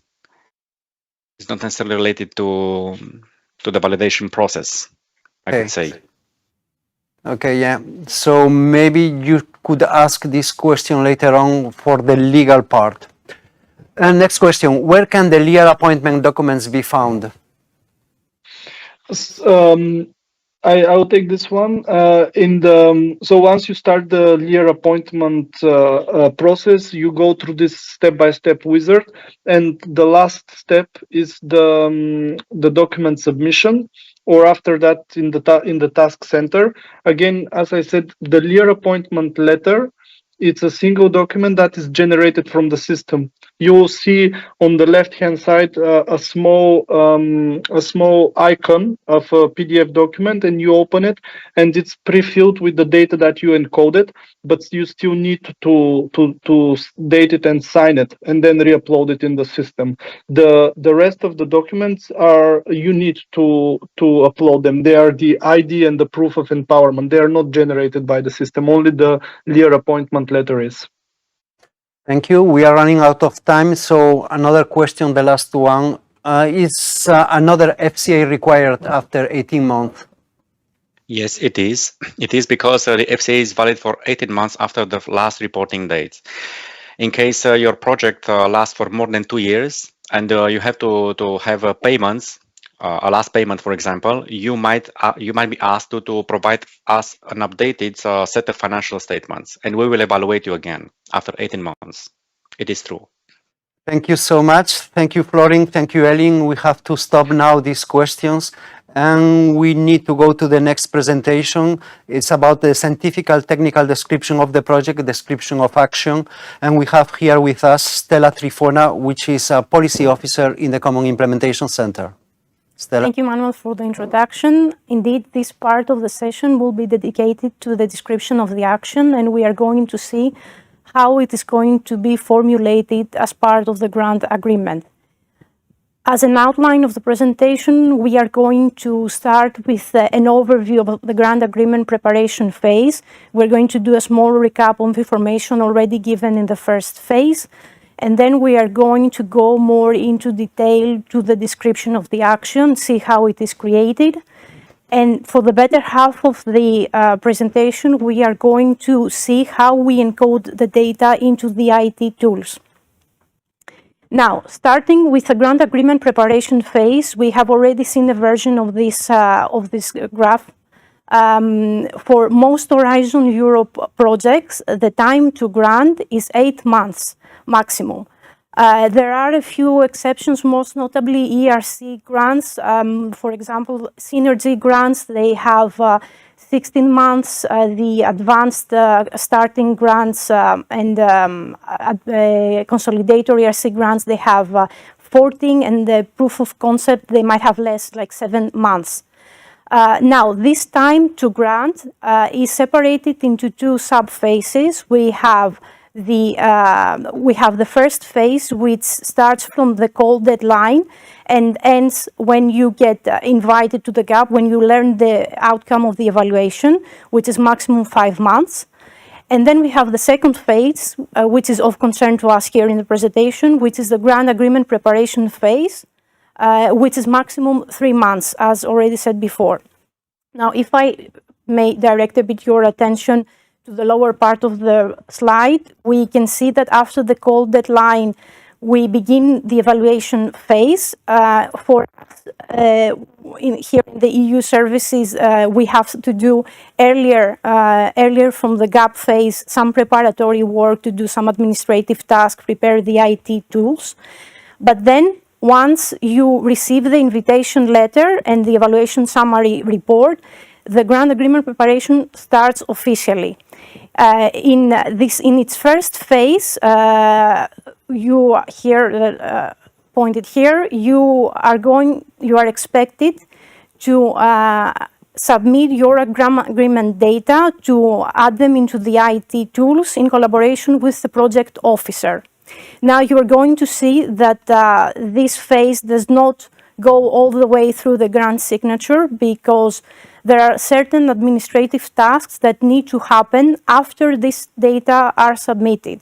The award decision, the budgetary commitment, and especially for Horizon Europe projects, we have the comitology. So basically, certain projects, that fulfill certain conditions, they need to be approved by the program committee, which is comprised of member state representatives. So the projects are presented to them and they have to approve the funding. For example, for Horizon Europe, it has to do with if the grant is more than 2.5 million euros, with an exception of ERC grants. If they involve human embryos or human embryonic stem cells, if they are under civil cluster 3, civil security for society, and some other conditions. These projects, they will have to go through the program committee. Now, if we focus a bit on the part where you are expected to add the data into the systems and to submit your grant agreement data, we can see this is an indicative planning that we have put here. We calculate around 6 weeks. So from the time that you get your invitation letter and the evaluation summary report, we have here estimated 3 weeks for you where you can submit your data. And then the PO will have around 1 week to review this data and see if there are any clarifications or corrections or issues that need to be dealt with. In the happy path scenario, the process will stop here, and then the PO will have to do the administrative tasks for award the decision and for signing the grant agreement. It could be, though, that there are some issues that need to be dealt with. So the task might come back to you and you could have another 2 weeks, give or take, to do the finalization. Of course, again, that's case by case, and it could be that you need more iterations for your project. Now, the grant agreement data, they are comprised of information that both the consortium and the project officer add to the IT tools. So it can be administrative, legal information, technical information. And once all this is added, then the tools will automatically generate the grant agreement for you. Now, if we go a little bit into detail for the structure of the grant agreement, we can see that we have here some important components. We start from the left, where we have the dataset, which will be a summary of some key information in your grant agreement for easy access, like the name of the project, the acronym, the list of participants, the reporting periods, the payments, the type of grants, and so on and so forth. Plus, we have the core grant agreement, which are basically the articles of the agreement, the legal articles. Then we go to the annexes, where of course, we're going to focus more on Annex 1, which will be the description of the action, so basically the project description. Then we have Annex 2, which is automatically generated based on information from the proposal, which is the estimated budget of the action. And then also to mention that for Horizon Europe, we have special annex, Annex 5, where we have some specific rules applicable to Horizon Europe projects. For example, ethics, rules, security, IPR, and etc. Now, with this one, we conclude the overview of the grant agreement preparation phase, and we can move on more into detail to the description of the action. As we said before, the description of the action will be attached as the first annex of the grant agreement. So basically, it is the project description that you already have in the proposal. It is who will do what, by when, the risks, the milestones, and other important information that we will see afterwards. It is based on the submitted proposal that you send for evaluation, and it consists of two parts. So we have part A, which will be the structured information that we will ask you to add into the grant management systems, and we will see in detail the screens on the second part of the presentation. And once you add it, then the part A will automatically be generated when we create the grant agreement. And then we have part B, which is the narrative part of the description of the action, which you already have in the proposal, but we will ask you to do a few modifications. We will provide you instructions later. And that part B will be uploaded as PDF. It doesn't need to be encoded into the IT screens. It will be uploaded as a PDF. Now, when you are invited to the grant agreement preparation phase, you will be sent an instruction with the description of action template. Basically, it's called template, but it basically has instructions inside that we will see here, but you can also see them there. Now, if you want to have an earlier access to that, you can also find it in the Funding and Tenders portal.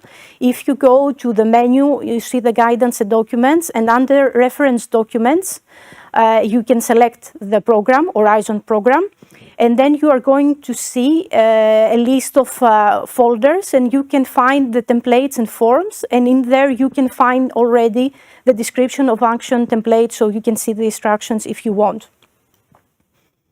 Now, starting with the part A, which, as we said, will be encoded in the IT tools. We can see here the components of the description of the part A of the description of the action. Now, if we start at the beginning, we have the cover page and the table of contents. You do not need to do anything for this. You do not need to add them. They will be automatically generated by the IT tools when we create the grant agreement. Then we have the project summary. This comes from the proposal abstract. It is pre-filled for you, and normally if there are no changes from proposal to grant agreement preparation, you don't need to do anything.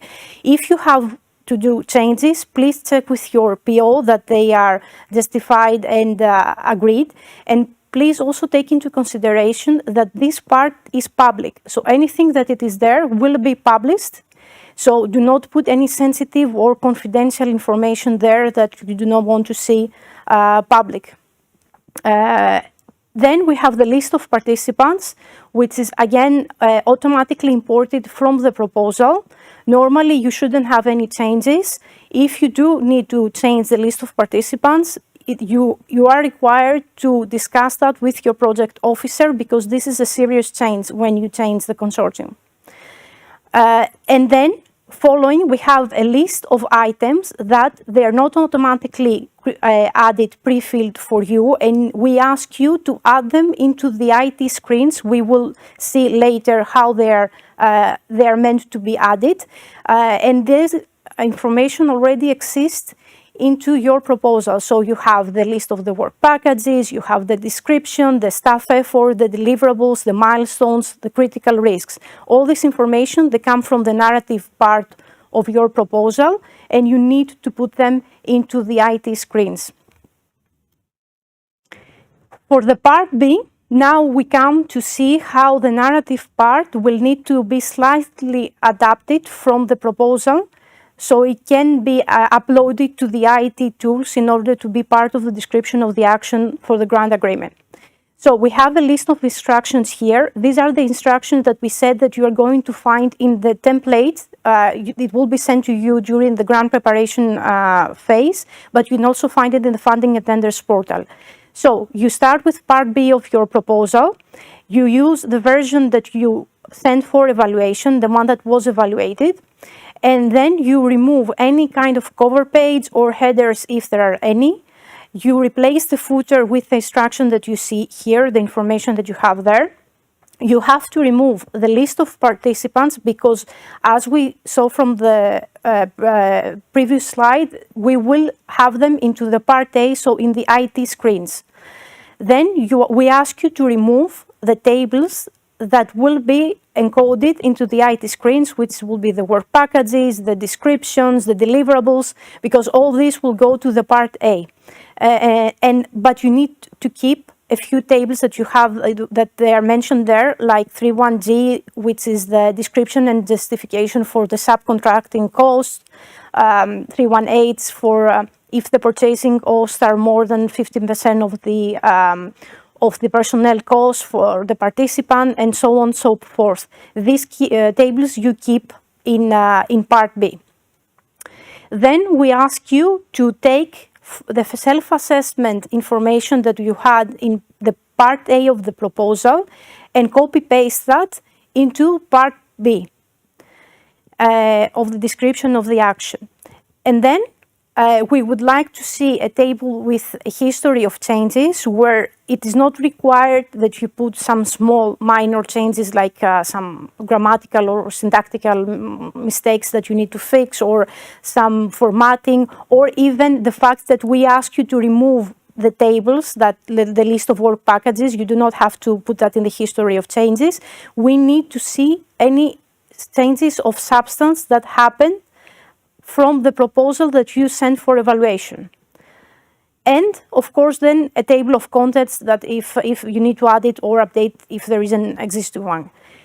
A few points to mention is, again, you need to use the proposal sent for evaluation, the one that was actually evaluated, that all the changes that you need to do in the description of the action need to be discussed and agreed with your project officer.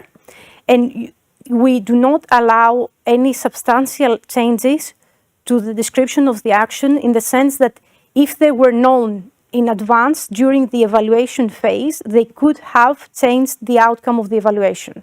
That's what could be a substantial change. But again, you are to discuss this with your project officer. Now, some things also to highlight here is the fact that all proposals invited to GAP in Horizon Europe projects undergo an ethics review and security scrutiny, as it was already mentioned during the GAP overview session.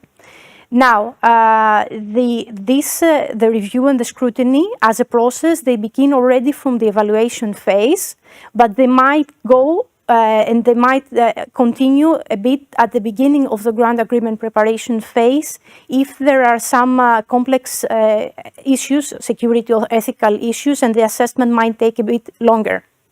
Now, the results of these reviews and the scrutiny, they should be implemented in the grant agreement, and they are binding in the sense that they will be added to the grant agreement as contractual obligations.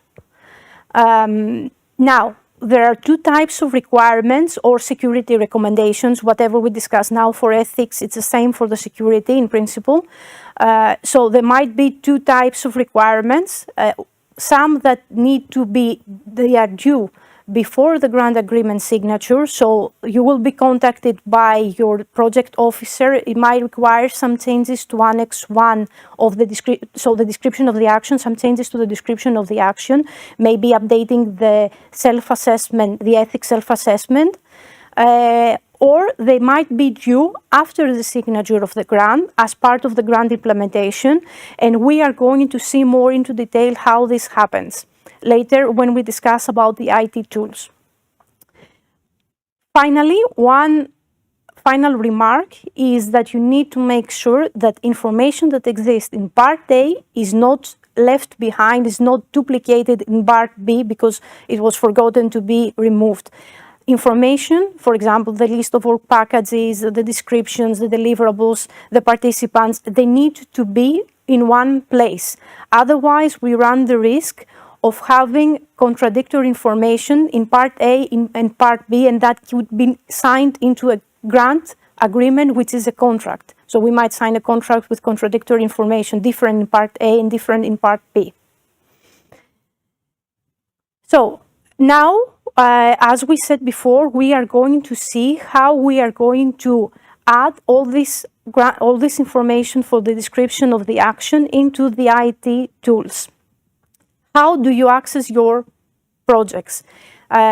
So when you receive the GAP invitation letter, you are going to see under My Projects, you're going to see the projects to which you participate. Now, you have, as you see here, you are going to have an Actions button, and when you click that, you will be able to click on Manage Project in order to be able to manage the details of the project and encode all the information that we ask to encode. One note before seeing what will happen when we click Manage Project is that in Funding and Tenders portal, you will have these icons here where we push some important announcements that might be of importance and of value to you. And you should keep an eye on that because they might affect you. Like, for example, here we have an example of a past announcement for the association of the United Kingdom to Horizon Europe programs, things like that. So we were in the Funding and Tenders portal, we went to the project, we clicked Manage Project, and this is where we landed. Petros already presented this environment where you can manage your projects. So here we have one active process, which is the grant agreement preparation. And as you can see, you have the metro line where it explains exactly in which phase you are. So you have been invited and you are now in the phase of preparation. And then you see the first link is the link that you need to click in order to start adding information into for the grant agreement, to start adding information to submit the data for the grant agreement. And plus, later on, you can click the button to submit the information to the EU services for review. Before we go to see actually the encoding of the grant agreement data, I would like to point out that there is another task open for you. All beneficiaries and affiliated entities need to sign the Declaration of Honor. Now, for the beneficiaries, you are going to see your Declaration of Honor as a link below the grant agreement data preparation, as we see here. It will be electronically signed by your project legal signatory. And if the beneficiary has linked affiliated entities, the affiliated entities do not have access to this system, so they won't be able to see what you see here. So for each affiliated entity that you have linked, you are going to see a separate link. When you click the link, you are going to download the template. You need to set it to the affiliated entity. They are going to sign it, scan it, and you need to upload the scanned copy here. Of course, the affiliated entity needs to keep the original in file. Now, also something to mention for the Declaration of Honor and submitting the grant agreement data, these actions, you saw them in parallel. You can do them in any order. You can start submitting your data and then do the Declaration of Honor, or start with the Declaration of Honor and then go adding your data. It doesn't happen, the actions can happen in parallel. Just make sure that they happen on time. Now, when we click on the first link for the grant agreement preparation data, you are going to land in this page. To explain a little bit what we see here, we have all the screens in which both the consortium and the project officer will need to add the data that will be included into the grant agreement. So we have below, as you can see, below the label of its screen, we have an icon. And as Petros explained before in the initial part of the presentation, If we have a green check, then the information on the screen is fine, it's okay, it's complete. If there is a the red icon, then that means that the information is missing, and this is a blocking issue. It means that you cannot move on with the rest of the process until the information is complete. You might have some screens which are only for information purposes, like it is the project summary and the LF overview. Or you might see this warning message where that means that there is some information missing, but at this point it is not blocking, so you could move on. So the landing page, when you go into this environment, will be the project summary. Here, this information is imported from the proposal, and you have various generic information about your project. The type of the action, the budget. You will find information about the officers, the project officers, legal officers who are going to work with you in managing your grant, and some important deadlines. You just give it a glance, check it out. If there are something that it's not okay, just contact your project officer because it might need to be fixed. The next screen that we're going to see is for the list of participants. It's called beneficiaries, and here you will have automatically pre-filled the participants who were part of the proposal. In this screen, you are going to see the beneficiaries and the affiliated entities. As we said, this is pre-filled, but you can always add or remove participants, change the coordinator. You can see the buttons here. But again, this is an important change to be made in the action, and it is something that needs to be discussed and agreed with your project officer. So before you do that, please consult your project officer and seek for their agreement. Now, here, each row that we see is a beneficiary. If we click on that row, we go to a dedicated part of the IT tools where we get more detailed information for these beneficiaries. And we start with the partner summary. This information is mainly read-only. It is information that comes from the participant register. So if something needs to change, you need to go to the participant register, change that, and then they will be updated here. You will be able to change if you want to edit the legal short name, and also it is mandatory that you add the department that will work on the grant implementation, as this is for the beneficiaries, not for the affiliated entities, as this is information that we did not ask during the proposal. Now, apart from information like your legal status, your PIC, your address, you are going also to see some other information that we have in the participant register. Like, for example, if you have declared a gender equality plan, you will be able to see here the yes or no. Now, next tab, under, again, the beneficiaries section, is the financial information. This information is pre-filled for you from the proposal, but the screen is editable, so you can do changes. But again, you need to consult your project officer and discuss it and have an agreement, as you are basically changing the budget of the beneficiary. One thing also to notice, a tip for easier navigation, as you see here below. So we have here here in this light blue box, we have the information of the project and the call. On the more dark blue here, we have some information about the beneficiaries. And if you click here the arrow that appears below, you will be able to navigate between among the beneficiaries and see information for each of them without having to go each time to the list of participants to the central screen. Now, next to the financial information, we have a screen for the project representatives. This is for information mainly. These data are already added by you in the funding and tenders portal, where you have the LEAR has the LEAR has nominated the legal signatories, and then it will be the coordinator contacts or the participant contact that they're going to assign some legal signatory for the project. If you need to change something, you need to go and change that in the funding and tenders portal. And if you have more than one project legal signatories, you will be asked to select one whose name will appear in the grant agreement.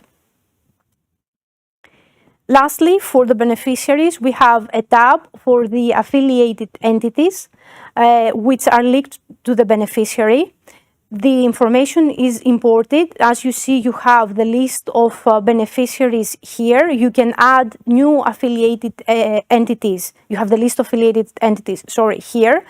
You can add new affiliated entities or remove existing ones, but again, check with your project officer. Again, this is a change to the list of participants. And below, you have a screen. If you click on each row that you have the affiliated entity, if you click on the row, you again are directed into a page where you can see more information about the affiliated entity. So again, you can see the partner summary for the affiliated entity, which is information that we have about the entity in the participant register, legal address, status, so on and so forth.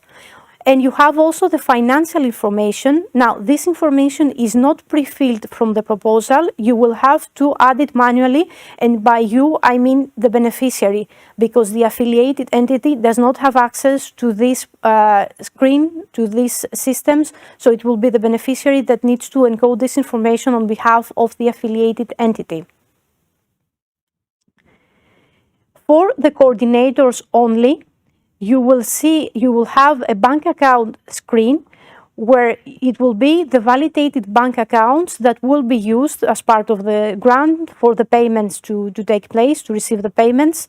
Now, if you have only one bank account validated, the information of this bank account will appear here automatically. If you have more than one validated bank account, you will be called to select one. And here you can see also a link about how you can register a bank account in the participant register. Moving on with the screens, we are now out of the beneficiary sections. We are again back to the main landing page, and you will see here that we have a screen dedicated to the associated partners. It's a separate screen from the rest of the beneficiaries. Now, the information is pre-filled from the proposal, but if you need to add new associated partners or remove the beneficiaries, the coordinator can do this, because the associated partners, similarly to the affiliated entities, do not have access to the system. So all information related to associated partners need to be encoded by the coordinator. Now, a reminder, associated partners are legal entities who can participate into the project. They do not claim costs. They do not sign the grant agreement. They need to be registered in the participant register and have a PIC, but they do not need to be validated.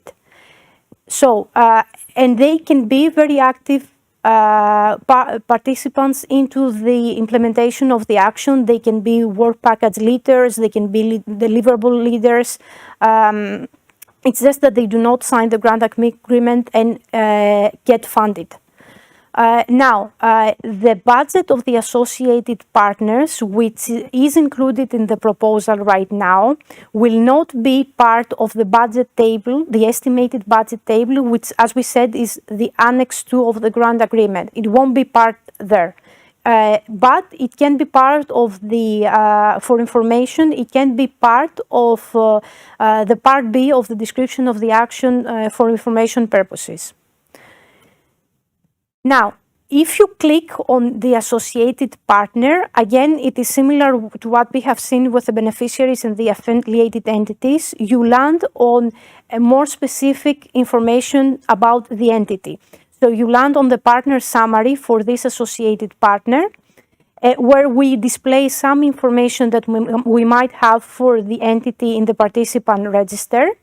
And there, one thing to notice is that you are able to link the associated partner with one of the beneficiaries. Now, if you do not link the associated partner to the beneficiary, that means that it will be linked to the consortium. Now, this information was not available in the proposal phase, but now in grant agreement, you can do the link. And if you link it with the beneficiary, the information about the link will appear under Article 9.1 in the grant agreement.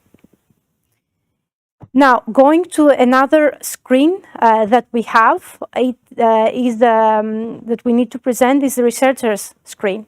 Now, we ask you here to list the researchers that will be part of the project implementation and they were part of the proposal. Now, this information is mainly, they will be pre-filled, but you can always add a new researcher and you have two ways. You have the button here to add the researcher and you get the pop-up. You can either manually add all the information that you have here, or you can add the email of the researcher and then click import profile, and the profile of the researcher, if it exists in funding and tenders portal under my personal profile, and if it has public information, so if the researcher has added the profile there and has made some of the information public, this information can be pulled and auto pre-filled here. Now, you can remove researchers, but you need to take into consideration that you need to inform and discuss this with your project officer, as this could be a significant change, especially if this is a key researcher whose participation in the proposal could have led to the high score. So if removing that researcher could effectively have affected the evaluation score of the proposal, if it was known in advance that he or she won't participate, then that could be an issue and you need to discuss that with your project officer.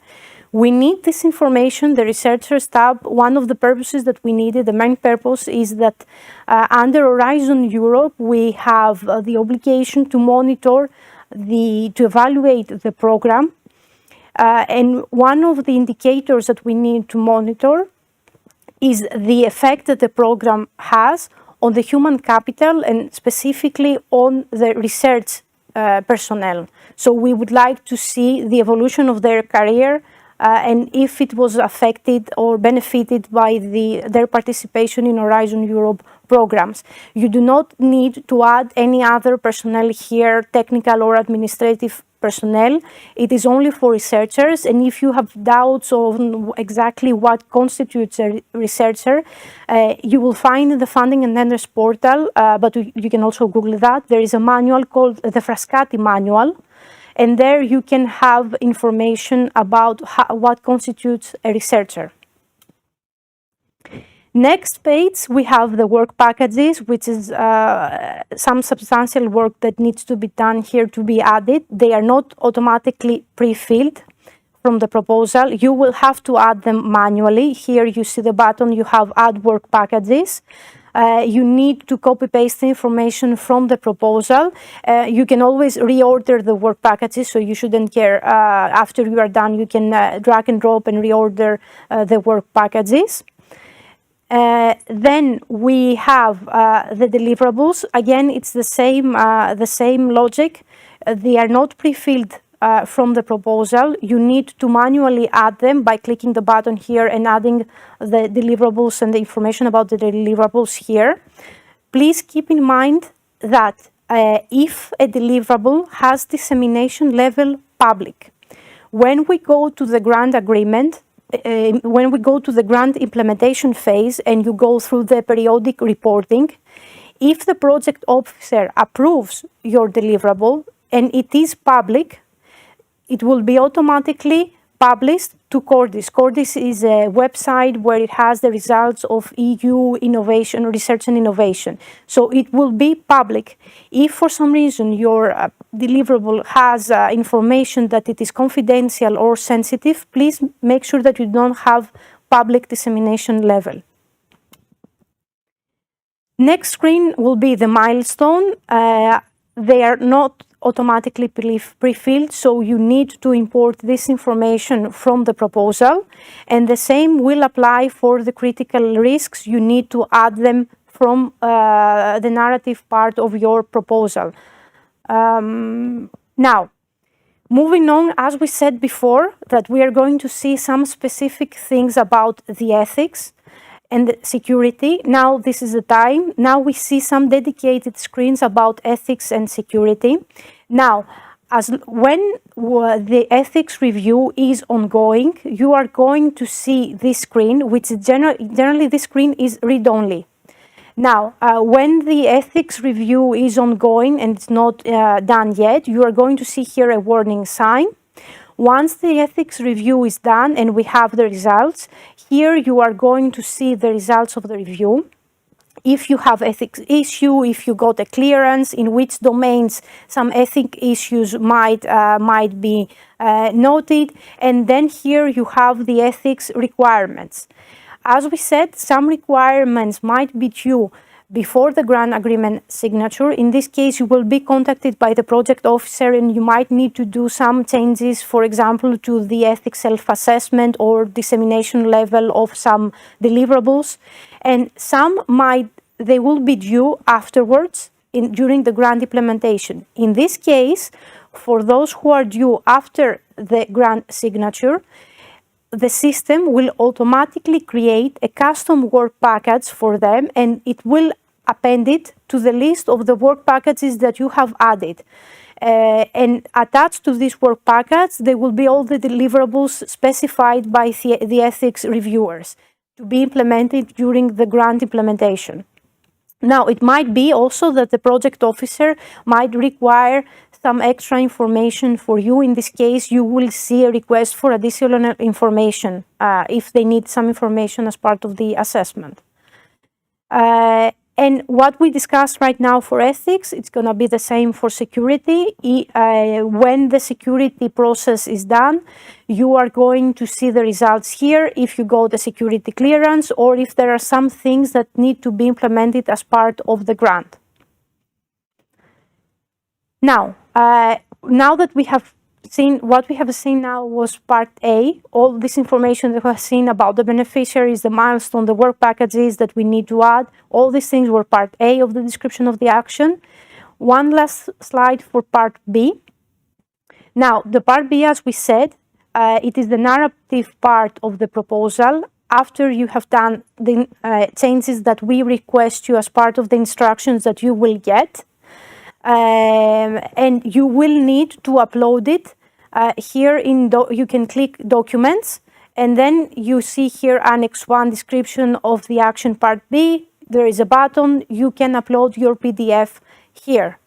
And then finally, we have here in this last slide a list of some past recorded webinars that might be of interest to you, and you can always visit the Horizon Europe event page so you can see more past and upcoming events.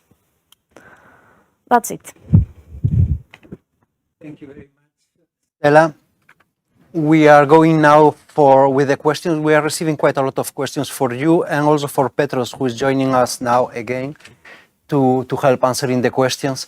So, the first question. At small companies, personnel are usually not defined as researchers. Does this mean we are not required to list them during the grant agreement preparation? Who would like to answer this one? Well, indeed, well, if you really think that you are a company that does only applied research and then you do not consider yourselves as doing research, then in that case, there is a possibility to check the box. Normally, we know though that in many companies also, there are people who are doing, let's say, research, they are doing patents, they are registering things. So you have to check the definition in the Frascati manual. But it could be also the case that if your project is practical, let's say, only and you don't engage in research, you have the possibility to check a box there and say, we do not have researchers in our project. Or there are also some type of actions that, like coordinating and support actions that do not have, let's say, research. In that case also, you don't need. But in cases that you have researchers, even if the salary is covered by other, let's say, sources, you need to list them, because the purpose of having them is to evaluate what is the impact of the program to the career of researchers. It's only for statistical purposes. Thank you. There is another question about researchers. It is mandatory to fill all data of the researchers. New researchers can be included as the project advances, and are researchers referred to any project team member? Yes, it is mandatory to fill the researchers. I didn't mention that earlier. You can add also researchers who do not get funding, because we would be interested to see the development of their career. Now, you can always add researchers as the project advances, and the researchers might not be known already from the proposal. They can be added later, and also during the grant implementation. Are researchers referred to any project team member? Yes, I think. I mean, the researchers can be any kind of they can be team members, they can be leaders, they can be... Maybe to clarify that the table is quite large, so there are some fields which are optional, like, you have to define the name, the gender, the nationality. Then there are some options, of course, concerning the career, let's say, stage. So, for example, you were assistant professor at the beginning of the project, associate at the end, which could give also an indication, as we said, about the evolution of your career, but they are not mandatory. There are few fields that are mandatory, though, and to identify the researchers, and this you have to fill in. Thank you both. Next question. Budget figures GA data in gap. Personnel costs claimed in proposal under average unit costs are now in actual cost row. Is an amendment needed to rechange after grant agreement preparation, after grant agreement is signed? Yes. Look, I mean, the presentation here is about grant agreement preparation. So we are not yet signing the grant. So when you prepare the grant agreement preparation, it means that you only have what was in the proposal. So there you have the flexibility of switching, let's say, to a reasonable, of course, extent from one budget category to the other, or one type. Of course, now we have the personnel unit cost approach, which means if your organization opts in for this global use of the unit cost for personnel costs, you will have to use this for all the personnel. But when you do changes between budget categories, they will have to be also checked with the project officer. But you don't need an amendment, because you are in the phase that you transfer data from proposal to the grant agreement. And of course, there is some kind of flexibility, depending, of course, of what you do, because you cannot, for example, shift all the amount of one beneficiary to the other. There are also limitations to things like that, also in the amendment phase. But we don't talk about amendment yet, because you are just preparing the grant agreement preparation. And also for the second, sorry, no. Yes, you can read it and then... Yeah, there is a second question about amendment from Jan Stas. Actually, I would like to say, before you answer or you decide whether to answer this question, that we will have another Horizon implementation day on grant management, and that's including big part on amendments and a big part also on reporting, and that will be on the 5th of November, so you are all welcome.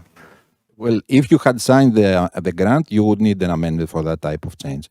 But now, again, in the proposal, if you do changes to the deliverable, they have to be approved with the project officer. So if you remove, for example, a deliverable, of course, you understand that there will be questions, because this is what you promised in the proposal. Now you come in the grant agreement and you say you will do something less. Of course, it has to be evaluated. But if you had signed the agreement, yes, an amendment is needed. Thank you. If a researcher expertise was put in the proposal, but not the name of the researcher, and she or he needs still to be hired, what information to fill in the grant agreement? Well, as we said, like if it's known during the grant agreement preparation phase, you can add it during the grant agreement preparation phase. If you hire it after you sign the grant, because you might need to make sure that the process is done and you have the funds, then you can add it in the process during the grant implementation, so later on when the project has started. It will be available through the continuous reporting module, so you can always add researchers as they come and you hire them. Next question. Can the program committees block projects that previously got the green light by the evaluators? Well, this is, of course, subject to conditional. If, for example, as we explained already before and now in the presentation by Stella, if your project is doing some kind of sensitive, I could say, research, like it goes into very sensitive ethics issues and has to go through approval of the program committee, then yes, it requires approval by the member states, by the program committee. It could be they vote then by majority. It could be the case, yes, that it can be blocked. I mean, it's not frequent, but if there is a type of research that really is on the borders, of ethical issues, it could happen. It doesn't mean that that's why we have the program committee as a step in some cases, because otherwise, if they could always approve it, then we wouldn't go there. Will the Commission introduce an automatic transfers of the work packages, deliverable, etc.? Look, at the moment, for Horizon Europe, there will not be probably a change. This is not due to technical reasons. As you know, there are things that are in the description of the action, so the deliverables and the work packages are one of them. And this has to do also with what is coming in the proposal and in which form. So the idea is that the evaluators also prefer to read some things in, because we also we have we're advising also the groups of experts, external people, the program committee. So when we decide what is in the proposal in structured and non-structured form, there are specific parts which go in the non-structured, in the text, which also are easier for the experts to evaluate. So this, then you have to move in structured form. Also, there is an additional thing you have to consider, that the success rate, let's say, is quite low. Let's say it could be up to 20%. So in order to put in structured tables everything, it takes more time. So there is a consent decision that we have taken to not, let's say, bother all the people who go in the proposal, because many of them would spend a lot of time and then they would not be approved. And that is, let's say, a conscious decision that we have asked the people who are writing, let's say, at the end, who are successful, only this, let's say, small, comparing to the other percentage of submissions, to introduce from the description of action, which is non-structured, to introduce it in structured tables once they go in the grant agreement. Thank you. The next question. Is there any possibility that Part B of the description of the action can be simplified to reduce administrative burden? I can take it. Well, we always try to find ways to simplify, and we understand that this can create administrative burden. The thing is that basically the main changes that we ask you for the Part B is that you remove the information that we have ask you to encode into the screens. So this is the main thing, plus some extra things like the history of changes and the table of contents. And the reason why we need the structure information in Part A, and we ask you to put that into the screen, is because it facilitates the administration, the management of the project. So yeah, we always try to find ways, but there are some things that we cannot very easily avoid, because as we said, we cannot have duplicate information in Part A and Part B, because that can lead to contradictory information, something that you changed in Part A during the grant agreement phase, it was left behind in Part B in a different version, and that can have contradictory information signed into a grant.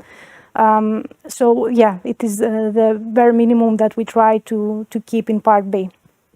Thank you, Stella. There is another one that is referring to you. Presenter just mentioned it, that associated partners can be work package leaders, but how is this evaluated by the reviewers? Is it seen as part of the consortium as a whole? Associated partners can be part of the consortium. I'm sorry if I didn't clarify that. Indeed, they are part of the consortium. And yes, they can be work package leaders. I don't know if there is any issue with the evaluation by the reviewers, but why would there be an issue with evaluation by the reviewers? But they are part of the consortium. They participate. They just do not sign the grant agreement and claim costs. And they also do not need to be validated by the Central Validation Service following the process that it was explained in the previous session for the legal entity validation. They just need to have a PIC. Thank you. The next question, why must affiliated entities sign on paper? Why they cannot sign digitally? Because they do not have access to the systems. That is why they need to sign in paper. That is the reason. It is not, access to the system is not provided to them.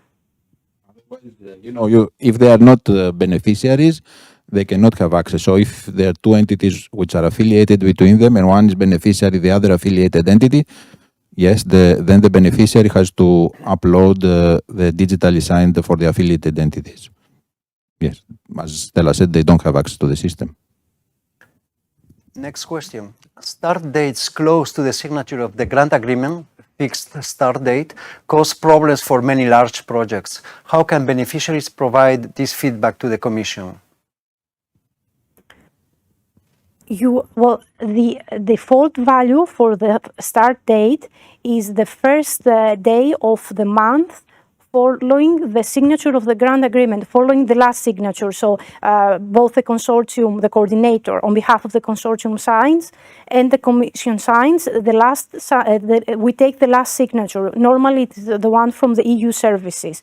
And the default start date is the first day of the following month. Now, you can always add, during the grant agreement preparation phase, you can introduce a fixed start date depending on the needs of your project. It's just that you need to justify it and agree with the project officer. It could be that you need to wait for a certain date for a certain conference that needs to take place or some other thing. So based on your case, you can propose a start date that suits you, but you need to agree that with the project officer during the grant agreement preparation.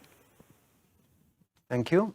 Frascati includes people that manages R&D, and the same happens to technicians that perform research and or development activities. Do we include them? Well, the definition, indeed, well, there are borderline cases. What we try to say is that if you are doing research, of course, you are a researcher. Now, if there is a personnel that is doing only, let's say, support activities, like you do something very, how could I say, very technical. You just take the samples and you take them to the laboratory. I guess then you can see it. But there could be borderline cases. Somebody who is engaged in research, and doing also something quite let's say technical. So you have to judge. We cannot have a ruling. There is, if you think somebody is on the, let's say, marginal side, you can include them. What we try to say is that, somebody who is doing, let's say, clearly support tasks, not engagement in the research, but, they just, as I said, maybe they take the samples and they take it to the laboratory. That would obviously not be a researcher. If somebody is engaged, of course, you can include them. There's no harm. We are now running out of time. And the next question, actually, you already answered. I think it's the same one. We know this, let's say, criticism, if I could say, but it also depends on what is defined in the proposal and how much effort it will take from people who apply to do it. It could be also the deliverables and the milestones. They could be also in a structured form in a table in the proposal, and then they would be automatically transferred. But it would take more time to write a proposal. So we would ask from the 80% of people that would not get the funding to spend more time to write a proposal. As I said, there is no, I don't know, maybe we could explore in the future with artificial intelligence to do something like that, but also it could not be, easy decision. It's a conscious decision because we discuss also with the groups who define what is and in which form in the submission of proposals, which are also involving people from the external world, so users of the system. So if we would do that, then somebody would complain in the proposal that, it takes me more time now to do it.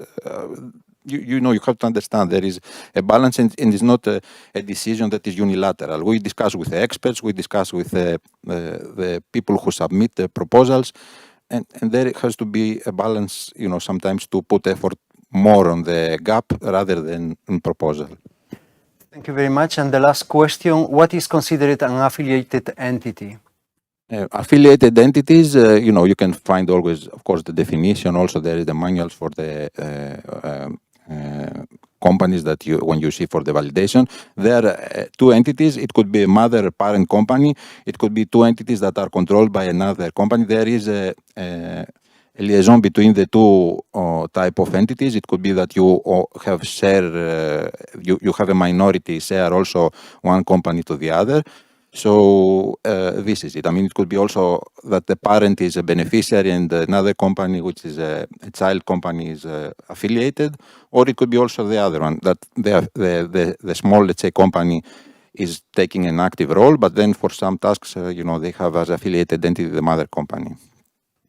Thank you very much, Stella, Petros. We are now going to the last section of this morning, is legal and financial aspects, avoiding common problems. And for that, we have a lawyer from the Common Implementation Center at the European Commission, is Julien DULOT, who's going to present this part. Julien, he's remotely connecting. I hope he's still there. Yes, I am. Hello. Thank you very much. So I'm Julien DULOT, indeed. I work in the legal unit in Directorate General of Research and Innovation. And I'm going to present you some legal rules and financial rules in relation to your grant agreement. So let me just share my screen and we get started with the presentation.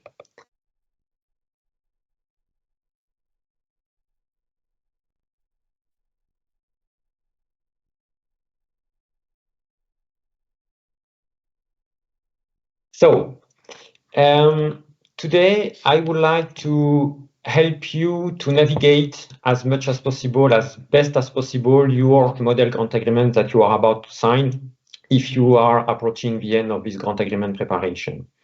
The objective of this presentation will be to guide you through specific points, specific details where it's important to pay attention, because as we say, devils are in the detail, or specificities are in the details. So it's very important that you are aware of certain aspects, certain elements. And I propose to walk you through the model grant agreement, how it looks, what is the structure, what's in there globally to have an overview. Then we will focus on the type of participants. So I will tell you a bit more about the different type of participants, their role, their obligation, alongside the beneficiaries. We will also focus on different type of costs, including personnel cost. At the end, we will focus, we'll have a dedicated slides, a couple of slides about personnel costs, and especially how to report costs for employees or people working under an equivalent appointing act, because that's in general the main cost category. Let's get started with the model grant agreement. So as I was saying, the idea, there are two slides about it. It's just to give you a brief overview of how it looks, the shape of the document, what you can see there, and in particular, an element which is important, which is what is on the left side of the presentation, the data sheet. So you will see that you have a core part with different articles grouped in different chapters. But at the very beginning of your grant agreement, you will see you have a so-called data sheet where you have an overview, a brief summary of the main data, the main elements, the main point related to your grant agreement. So list of participants, the grant amount, the reporting and payment schedule, also information about consequences of non-compliance, what kind of law is applicable, what is the dispute settlement forum, and you will see also information about time limit that apply to certain obligation at the end of the project. So you will have an overview, a summary of this key data, this key information, this key obligation that is transposed and integrated in this data sheet at the very beginning of the document. So, of course, read entirely the document, get acquainted with it, or your legal department or your financial department, if you have any in your organization. It's of course important to get acquainted with all the articles and the obligation there. But the data sheet gives you really an overview of what is in your grant agreement. You don't have only a core part, you have also 5 annexes attached to your grant agreement.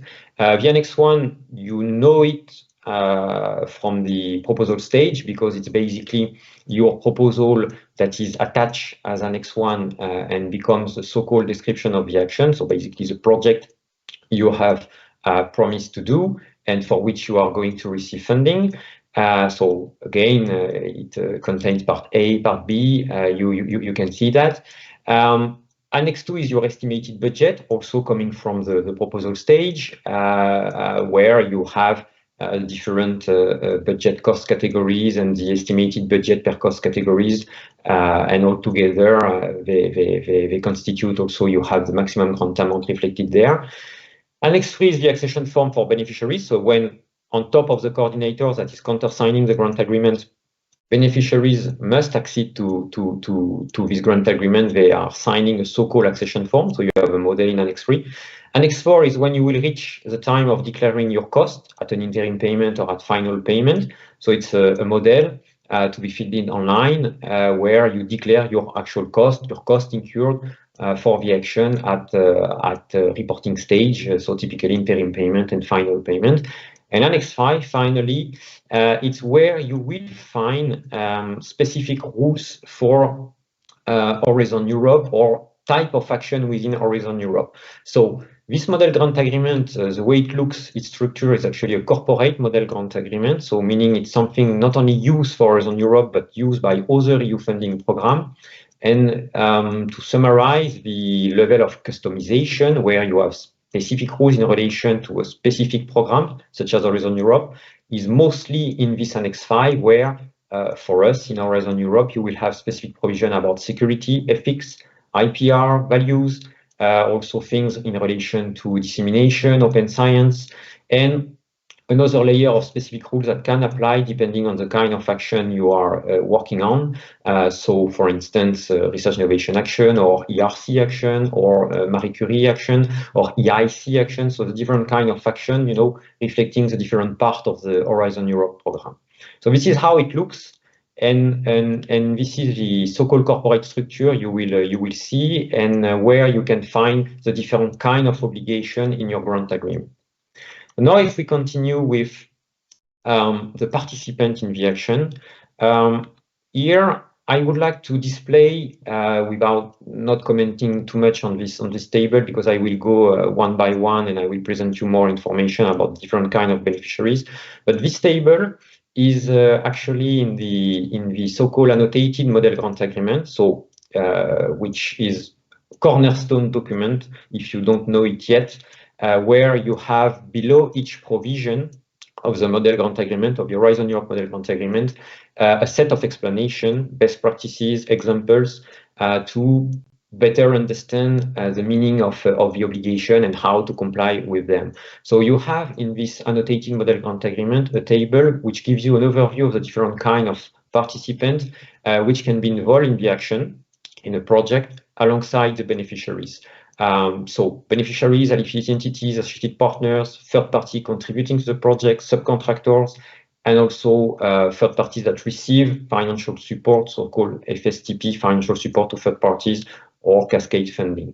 So with this overview table, you see also very clearly who is doing what, who can implement action tasks, who cannot, who have costs which are eligible for receiving funding or not. So it gives you really an overview. But I will go through certain kind of type of participants, certain type of participants, and I will tell you a bit more. And now we can maybe start with the, let's say, the beneficiaries and the coordinator, who are in a way the main actors in the consortium agreement. They are not the only one doing action tasks, but we can say they are the one signing the grant agreement. If you are a beneficiary, so altogether, you are jointly responsible for the technical implementation of the project. You have an individual responsibility when it comes to financial aspect, but when it comes to technical implementation, altogether, beneficiaries are jointly responsible for implementing properly the action. Term of obligation, you must remain eligible for participating and for receiving funding under the action entirely. In terms of general obligation, you must, as beneficiary, collaborate with the coordinator, submit in good time any financial statement, technical report, deliverables in the continuous reporting module, or be it at interim or final payment stage. You must inform the granting authority, so us, Commission, or an executive agency, for instance, or another EU granting authority, about any event that can affect the action implementation, and you must use the portal, so what was presented before, to put information, data in relation to the project, and also in relation to affiliated entities which are linked to beneficiaries. If you are coordinator, so you are a beneficiary as well, but you have an extra level of responsibility, I would say. You directly sign the grant agreement. The other beneficiaries accede to it via accession form. Was the Annex 3 I was presenting before. You are our main contact point, our central contact point. You are our sole interlocutor in most of the time vis-à-vis the granting authority. You represent the consortium as such towards us, granting authority, the Commission or an executive agency. You must overall, as coordinator, ensure that monitor that the action is correctly implemented. You act as coordinator, as an intermediary for the communication between the rest of the consortium, the rest of the beneficiaries, and the granting authority. You are responsible for submitting the deliverable, the report, when you have aggregated and received the contribution from the different beneficiaries involved in the project. And also, very important, you must distribute without unjustified delay the payment you receive, you coordinator, from the granting authority, because you will be the only one entity receiving directly EU reimbursement, and then you have to distribute further down the money without any delay and justified delay to the other beneficiaries.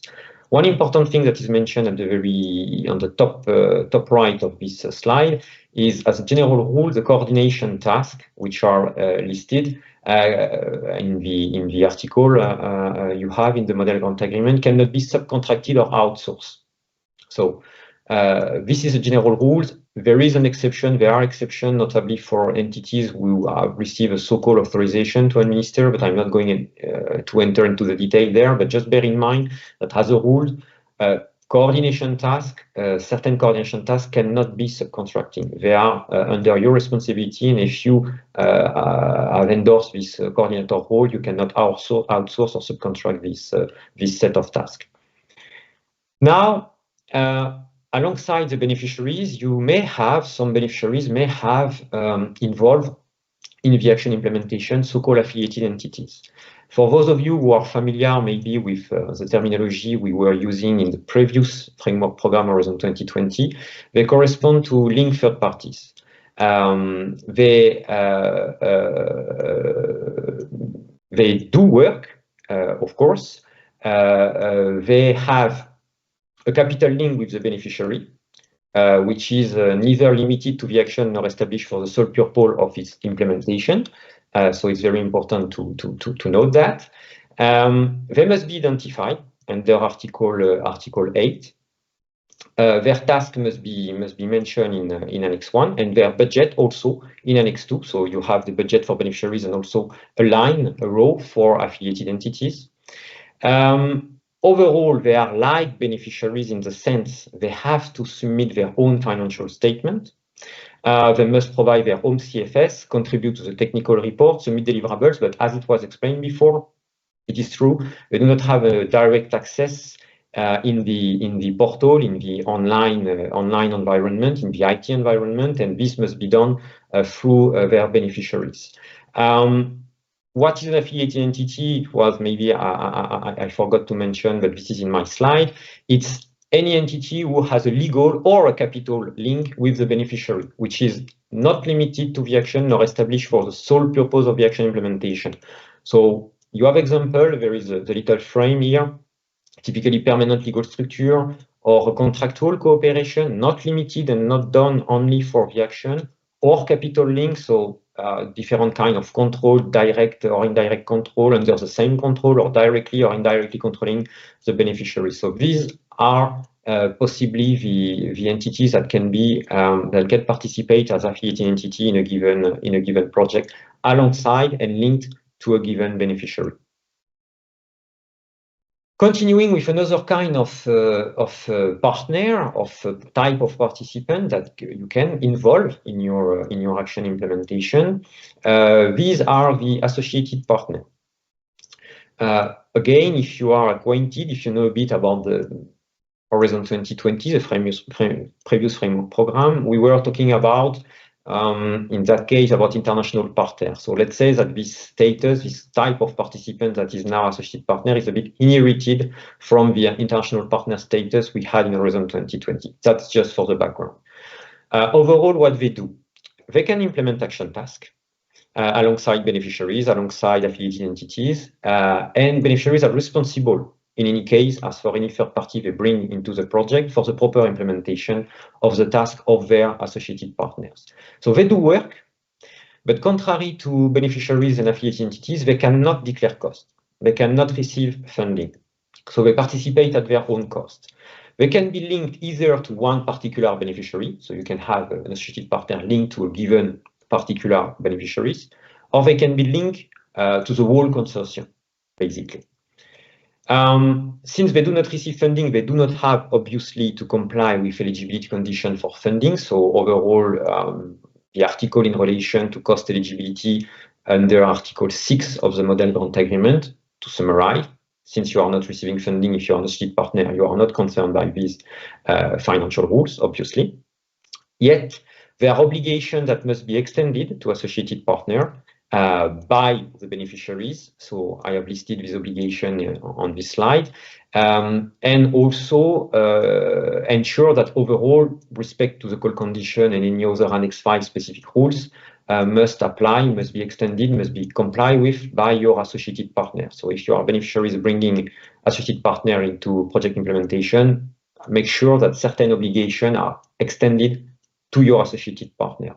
This is further explained as well in the so-called annotated model grant agreement, so this cornerstone guidance document I was mentioning before. Continuing with other participants, very important, subcontractors. So what do they do? They do work. They also can do action task, implement action task. And their estimated cost and task, as a rule, must be identified in the budget and in the Annex 1. So not the name necessarily of your subcontractor, if you have not yet selected this subcontractor, but you know that you will have to rely on subcontracting, a subcontractor at some point to perform some action task, to outsource some action task. They must be mentioned as a rule. There is a possibility for the granting authority to accept costs related to a subcontracting, even if it was not mentioned in the Annex 1. This is so-called simplified approval procedure, meaning at reporting stage, you will have to explain and give information about what we call unforeseen subcontracting. Unforeseen in the sense they were not foreseen and described in the Annex 1 already. Here, the downside is bear in mind that it can be accepted if it is justified. The granting authority, the project officer can accept your unforeseen subcontracting cost, but it can also raise questions or issues, and there may be a risk of rejecting the cost. So as a word of advice, always better to liaise as much as possible in advance with your project officer if you have not foreseen a subcontract, but you need now to subcontract some action task during the action implementation, was not mentioned in the Annex 1, in the description of the action. So maybe liaise with your project officer to see if it's worthwhile to go for an amendment, or if there is any risk, or if you can rely on the simplified approval procedure later on. So that's maybe a word of advice.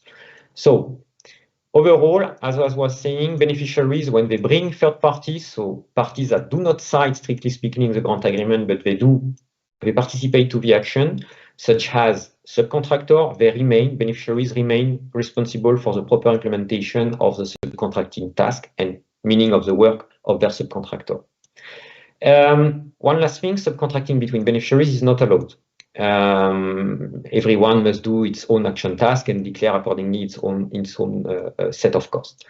Subcontracting to affiliates, not affiliate entity strictly speaking, but affiliates, so entity with capital link, is as a rule not allowed either. Exceptionally, it can be if it is explained, if it is justified. For instance, you have a framework agreement in place where you have a subcontracting relationship with an affiliate, beneficiary vis-à-vis an affiliate, but as a rule, it's not generally not allowed. Bear this in mind. So not completely forbidden, but as a rule, not generally not allowed.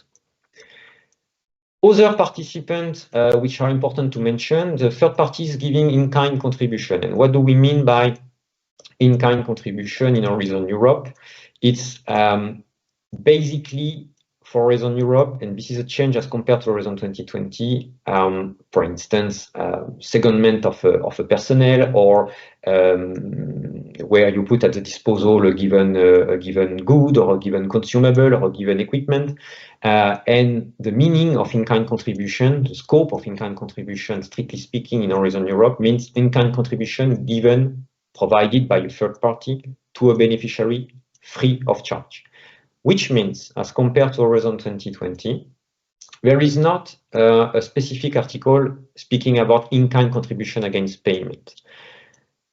Instead, if there is a financial transaction for an in-kind contribution for the secondment of a person, you will have to declare this associated cost under the A3 category, under Article 6.2A3 for personnel seconded against payment. If the in-kind contribution regards an equipment, the renting of an equipment, you will have to declare it under the C2 category. If it concerns a cost, some sort of purchase or providing a goods or a work or services put at the disposal against payment vis-à-vis the beneficiary, to the benefit of the beneficiary, you will have to declare it under cost category C3 in compliance with Article 6.2.C3. And on top of that, it will generate the 25% flat rate for indirect cost, but I will come to that afterwards, the difference between direct cost and direct cost. Meaning in Horizon Europe, still, you can declare in-kind contribution free of charge, strictly speaking. They must be declared in the relevant cost category. So for instance, if you are hosting someone from a third party free of charge, an employee, for instance, of a third party that is provided to you via a secondment free of charge, you can declare it as a beneficiary under the employment, under the Article 6.2.1, category A1 for cost for personnel, as if it were your own staff, basically. Only direct costs must be reported. And in any case, you will have also the application on top of your declared personnel cost, for instance, if it's personnel cost, of the 25% flat rate. So these are the rules. So bear in mind here that when we refer to in-kind contribution in Horizon Europe, we refer to in-kind contribution free of charge. You will not see anymore a specific cost category, a specific article in relation to in-kind contribution against payment, but you have still the possibility to declare any person put at the disposal or any goods or equipment put at the disposal against payment under the relevant cost category. So this was a focus about the different type of participants. The main one, I would say, I didn't mention the third party receiving financial support because it's, let's say, maybe more specific. But now, beyond the type of participants, I think it's important to give you some key insights, key information about the type of cost. And basically, what costs are eligible, how to declare them, in which cost category, so that you are not getting into any issue when you will declare cost, when you will report cost, and if ever at some point there is an audit. Type of cost. basically, what is displayed on this slide reflects the different cost category you can see in your Annex 2 estimated budget, and you will see also in your financial statement online, you will have to fill in. So it's different kind of cost categories you have. Personnel cost, different subtype of personnel cost depending on the category of the staff we are referring to. Subcontracting cost, so cost in relation to a subcontract. Purchase cost, so cost in relation to travel and subsistence cost, equipment cost, and cost for other goods, works, and services. You have also, let's say, subcategory C1, C2, C3. Other cost categories, so typically financial support to third parties. If it is relevant in your given action, it's not necessarily a cost category that apply across the board in the sense it's relevant for a given action. Sometimes you beneficiaries are providing money, you are cascading money further down, sometimes not. You have something that is also relevant or not, depending on your usual practices, a cost category for internal invoicing. These are typically the cost for which you have an internal tariff, an internal methodology for declaring certain costs you charge internally between two departments in the same organization, to summarize. And you have an indirect cost category, which is, I would say, simple to calculate because it's automatically calculated by the system, and it's done in a simple way by applying a 25% flat rate on top of other budget cost categories. So as a rule, on top of almost all other direct cost categories, so personnel cost, purchase cost, except there are exceptions, except certain cost categories, such as subcontracting, for instance. The subcontracting costs declared do not trigger any indirect costs. There will be no automatic calculation, automatic addition of the 25% flat rate on that. But bear in mind that basically it's a flat rate that is automatically applied in most of the direct cost category you declare. I was talking about direct costs and indirect costs also when I was mentioning the flat rate. I think it's important also to avoid any issue, to bear in mind what do we mean by direct cost and what do we mean by indirect cost. So direct cost is basically the costs which are directly linked, as the name says, to the performance of the action. So either the costs are fully caused in full by the activities of the action, so it's really fully linked to implementing the action or a given action task, or if it's not the case, some of costs are not caused in full by the activities, but they can be directly measured. You can directly measure the cost for performing a given action or a given action task.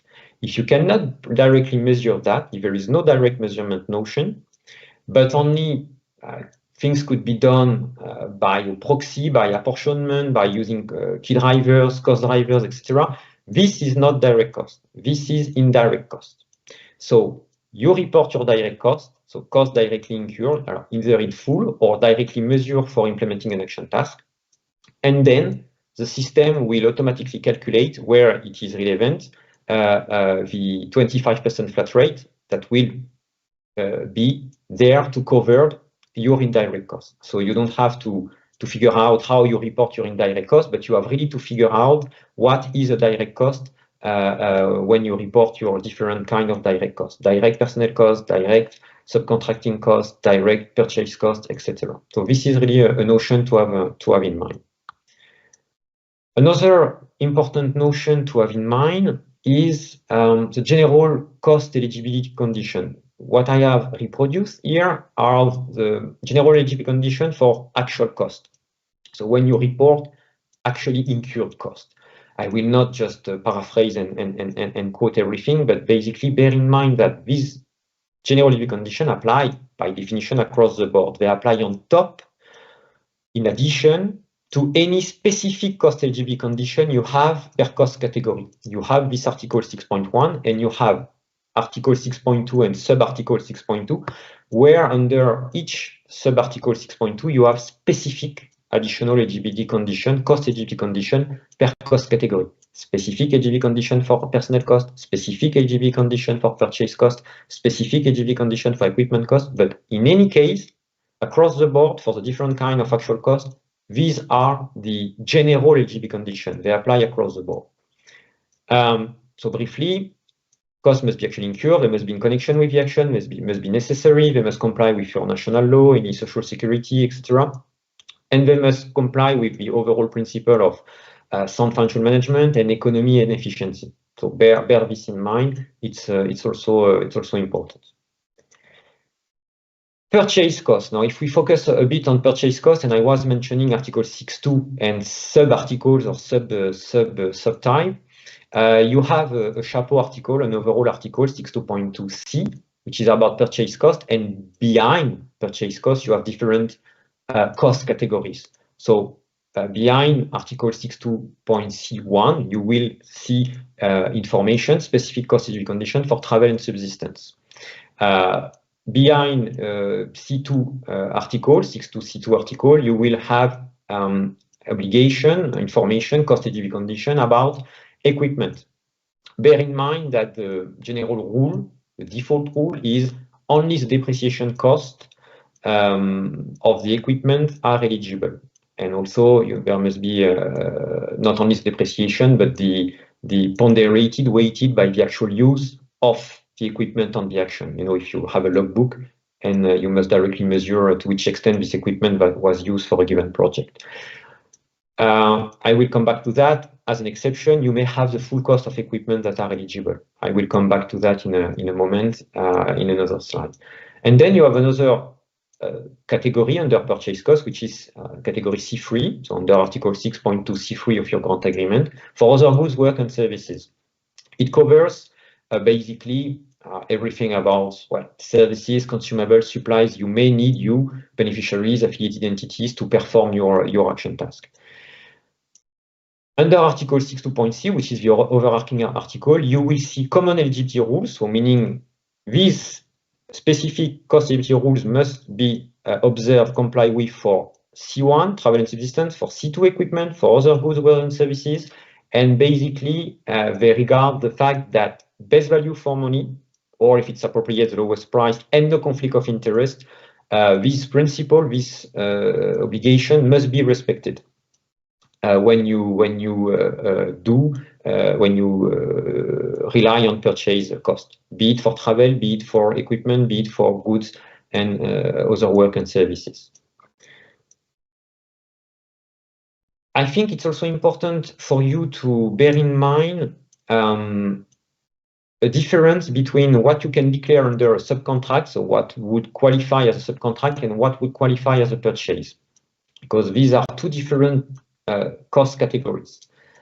A subcontract, we are talking about a subcontract and subcontracting cost when the subcontract, the scope of this contract, regards the performance of action task.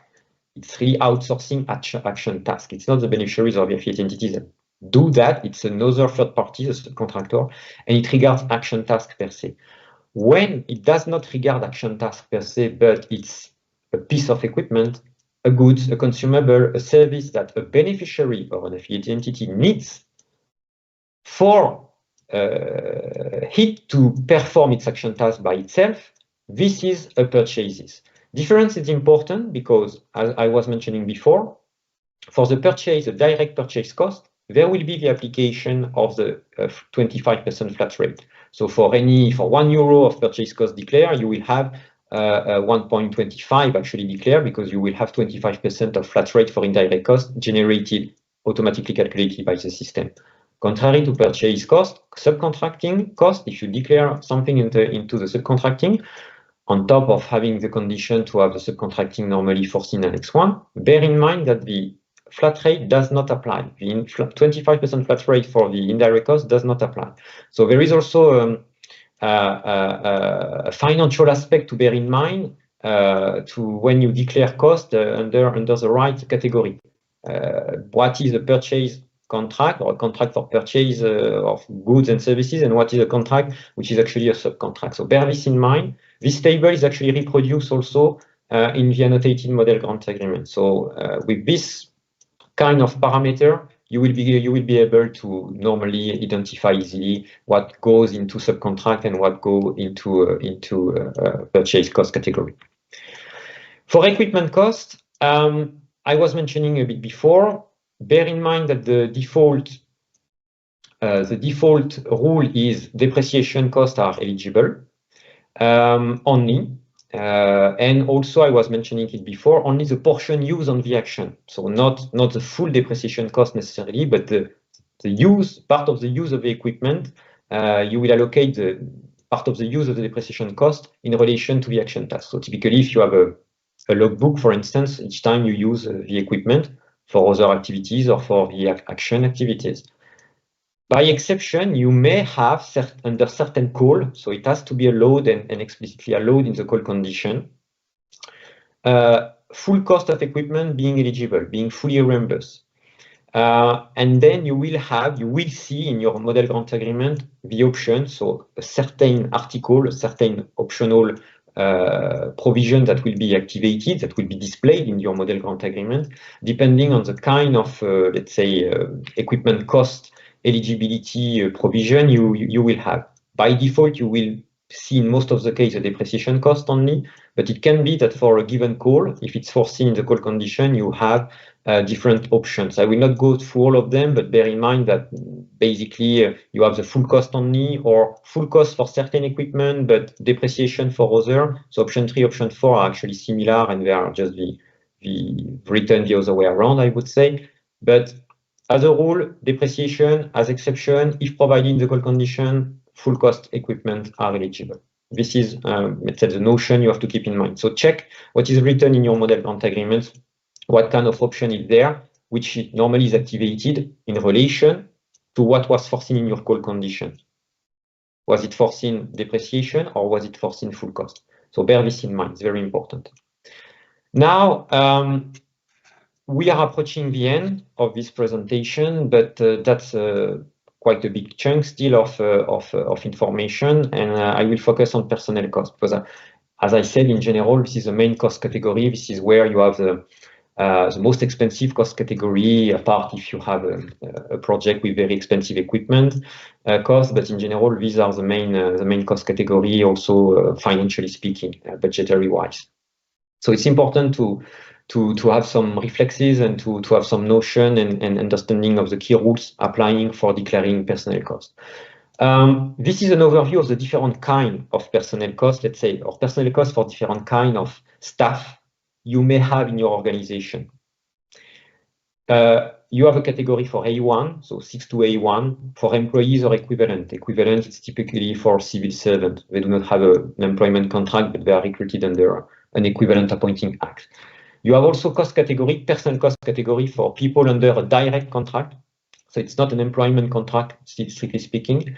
And also for people seconded by a third party against payment. So you have also specific cost eligibility condition for declaring the personnel cost for this kind of staff you have, maybe in your organization. And you have also another cost category, which is, let's say, more simple to declare in a way, because it's for SME owner, so owner of an SME beneficiary, or people who participate in the action as natural person. They are signed, for instance, the grant as natural person. And how you declare the cost for SME owner and for people, natural person who are beneficiaries, it's by relying on a unit cost. I will not enter into the detail, but it's a unit cost. We fix as the commission. Everything is IT automated, IT implemented, and you have just to report the number of days spent on the action, but everything is automatically calculated. I'm going to focus this last part of the presentation on the category A1, which is among these 4 categories in general, also the most relevant, the most important one, generally speaking. It's a case for employee, so receiving fixed salary. We have specific rules for employee with so-called project-based remuneration. I will not enter into this specific aspect, but for case of employee with an employment contract with a fixed salary, I'm going to tell you a bit more about the formula and how you have to calculate your cost. So basically, you have a corporate formula, meaning this formula, this way of reporting actual costs for employees with a fixed salary, employees or people under an equivalent appointing act, as I was mentioning. It's the same formula you will have to use in Horizon Europe action as in any other EU funding action using the corporate model grant agreement. So it might be possible you are involved in other funding programs such as a LIFE program or a SAFE program or other Digital Europe program, for instance. That's possible. So you will encounter the same formula and you will have to comply with exactly the same formula. It's a single calculation that we recommend as a rule to be done per reporting period. I'm going to explain afterwards. This is to be calculated per person who work in the action. So you have to calculate and report the different personnel costs for the different people, employee who are working in your action. This formula is trying to encompass different parameters. I will also be more explicit about that in a moment. And it relies on a so-called maximum declarable day equivalent, which is basically an operationalization of the 215 days which are mentioned in your model grant agreement. So I'm going to explain one by one the different parts of this formula. Let's get started with the day equivalent worked on the action, and then we go to the daily rate. How you report, you directly measure your day equivalent worked in the action. Two possibilities basically. Either you rely on a monthly declaration. There is a commission template available. It's on the so-called funding and tenders portal. You can download it, you can use it. And here you report the number of days or the equivalent spent on the action on a monthly basis, and it's countersigned by the employee and by his or her supervisor. Or you can use your own reliable time recording system you may have already in place. There is no obligation to use a monthly declaration we propose, a template we commission propose, but you can still rely on your reliable time recording system if you have any in place. So that's for measuring, counting the number of days spent on the action. Then you have to multiply this number of days spent on the action by a daily rate. And how you calculate the daily rate? Basically, you have a numerator and a denominator. Starting with the numerator, it's all the actual personnel cost you have incurred over the reporting period. I was mentioning what we recommend, what we explain is a single calculation of a daily rate per reporting period. So what you have in your account in terms of personnel cost. So on the right side, you see exactly what you can put in your numerator as actual personnel costs, so the fixed salary received, any social security contribution you pay as beneficiary, as employer, the taxes, the fixed complement, variable complement if they are based on objective criteria and pay in consistent manner, and any kind of payment you incur and you have accounting-wise in your personnel cost account, so to say, you consider that these payments are linked to the remuneration. So if they are justified and registered in your accountability, you can also add these elements on top of the fixed salary. And then you have to divide by a so-called maximum declarable day equivalent. And this is a pro rata of the 215. 215 is mentioned in the model grant agreement in the Article 62A1, and it's a number of days, a fixed number of days to be spent maximum that represents the maximum number of time of days that a full-time equivalent employee can work in a given year. And how you, let's say, translate this 215 days over a reporting period, how you have to further make a pro rata calculation is basically to take into account several parameters. What you have to take into account is during your reporting period is the number of months during which the person is employed. As a full reporting period, for instance, let's talk about an 18 months. Over the 18 months, the person was employed the 18 months or was employed as of month 6, and then it's just 12 months. So you take this into account for your pro rata calculation. And also you take another parameter that is important, the working time factor, the work pattern. Are we talking about a full-time equivalent employee or someone who is working only part-time? When you do that, actually you operationalize, you translate the 215, which is a reference for a calendar year, for 12 months period, for a full-time equivalent, into a so-called maximum declarable day equivalent. So the denominator you will use to calculate your daily rate over a given reporting period. And in general, in Horizon Europe, most of the time, a reporting period is 18 months. This is what you have to do. Two things you have to bear in mind. You have two ceilings. The reporting period ceilings is basically logic in a way that you cannot declare more days spent on the action than the maximum declarable day equivalent. Why is so? Because if you do that, mathematically speaking, you are declaring more actual personnel cost than what you have incurred over the reporting period. There is another horizontal ceiling that applies when an individual is involved in several actions in a given year, and it's a ceiling to be applied per calendar year. And basically, you cannot declare more than 215 days for a given full-time equivalent employee for a given calendar year over different EU actions. Okay, so these are the two ceilings you have to bear in mind, and there are explanations also in the AGA about that. Finally, I was mentioning it for the personnel cost, but I mentioned it at several times. In the participant portal, you have a reference document page where you can find a lot of information about different kind of legal or guidance document. Typically, go to this page, especially to have a look at the AGA, the Annotated Grant Agreement. There is a last version that has been republished and now is considered stable, consolidated. There were draft annotation, now they are finalized and can be considered stable and comprehensive for the different kind of articles. So really, that should be you or your organization, your people in charge of legal and financial aspect in your organization, really the cornerstone, the reference document you can rely on.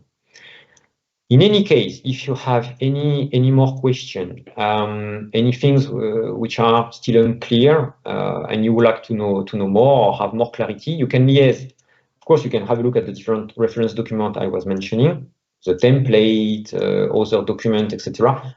Previous recorded webinars, such as this one today, etc. You can, of course, liaise with your national contact point, notably the legal and financial national contact point. They are our, let's say, counterpart. They do, as we do today, presentation. They share knowledge about legal and financial aspect in Horizon Europe action. But you can also reach out to us via an help desk, a research and query service, it's called like that. And you have different kind of, let's say, question or how to flag your question, if it's in relation to audit matters or gender equality or legal and financial issues. So typically things I was talking about today and presenting to you today. So don't hesitate to tap into this document, to liaise with your contact point, to liaise with us as well, or via your contact point that can liaise back in turn with us via the research and query service. That's very important. We know we cannot cover everything with the presentation, so we try to provide an extra set of information as much as we can, also via this communication channel. And with that, I thank you very much for your attention, and I think we have still time for your question. Thank you very much. Thank you very much, Julien. We have about 10 minutes now left until 1. We are going to use it for questions that I understand that you will be accompanied by Selene Gonzalez Diaz, who is also a lawyer from the Common Implementation Center, for answering the questions. So the first question is from Sarah Henkel about personnel costs. Is the horizontal ceiling for staff working exclusively on one action or only if working on several grants? We got contradictory answers by the Research Inquiry Service. Hello, good afternoon. Do you hear me? Yes, Selene. Okay. Good afternoon. I am Selene. I am a colleague of Julien, and I'm here to support in the Q&A session. So I'm going to take the first question that we have received today, and it's indeed about the horizontal ceiling. What we call the horizontal ceiling is the 215-day ceiling that it was explained during the presentation to calculate your personnel cost. So in reply to your question, I would like to clarify that indeed this horizontal ceiling applies only in the case of work in several EU grants per year.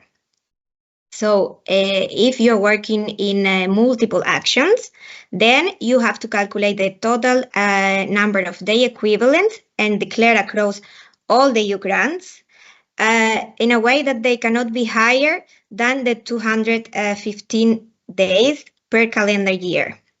So indeed, this has been a clarification that was introduced in the last update of the AGA. And the purpose of this horizontal ceiling is to avoid the double funding of personal costs. So indeed, it only applies when you work in several EU grants. Reporting, is it possible to use the daily rate of the last closed financial year, or do we have to use actual cost incurred? So as it was explained, the concept of the last closed financial year that does not apply anymore under Horizon Europe grants. So now we are using a reporting period kind of measurement. So no, the last closed financial year is not applicable, and to calculate your personal cost under Horizon Europe grants, you have to use the formula that it was explained in the slides, and you have to calculate it taking into account the cost incurred during the reporting period for which you are calculating the daily rate. Thank you, Selene. Next question, how can we differentiate what is subcontracting cost and what is service cost in the purchase costs? You want I take this one, Selene? Yes, you can take it. Yeah, so I try to focus on that in my presentation, but I will maybe re-insist indeed. The key parameter to distinguish between a subcontract and a contract for purchasing a given service is that what is the scope, what is covered by this subcontract? Is it an action task as it is described in the action, in the description of the action? Are we talking about outsourcing an action task, strictly speaking? Or are we talking about an item, purchasing an item, a service, that in turn is used by the beneficiary itself for this beneficiary to implement further its action task, its own action task. So it's really the scope of the contract for which you are paying something. Is it for a third party to perform an action task as a whole, as such, or is it to provide a given service, something more limited in scope, that will help the beneficiary or the affiliated entity to perform in turn its own action task? So that's really the main difference, and this is what it is explained with the table and one example. I think you have one or two examples below the table in the annotated model grant agreement to figure out what goes into subcontracting cost and what goes into purchase cost. Thank you, Julien. Next question is, what daily rate should be used for reporting personnel costs after the termination of the project?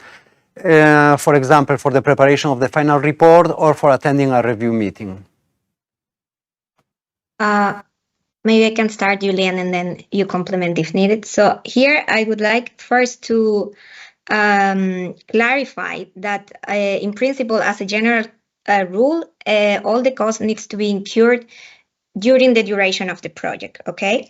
So there are certain exceptions, and one of them is indeed that you can charge cost for the preparation of the final reports for your grant. In that case, you may report the cost even though they are incurred after the end of the action. And this cost can indeed include some personnel cost for the personnel who is working in this final report, but they should not include any cost that are related to any action task as described in Annex 1. So this should be an important disclaimer that I would like to make. But indeed, for the personnel that is working in the final report, you may indeed declare personnel cost. And in that case, you may follow the standard formula for calculating the cost, as it has been explained, and it's explained in the AGA. So you use the standard formula of the daily rate as per the last reporting period. Thank you. Are there any minimum requirements? Oops, they have changed.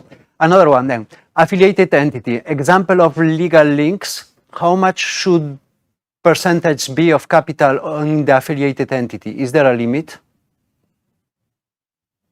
So for the affiliated entities, indeed, there are the entities which need to have a legal or a capital link with the beneficiary, and they can participate in the action, they do action tasks, and they can charge cost.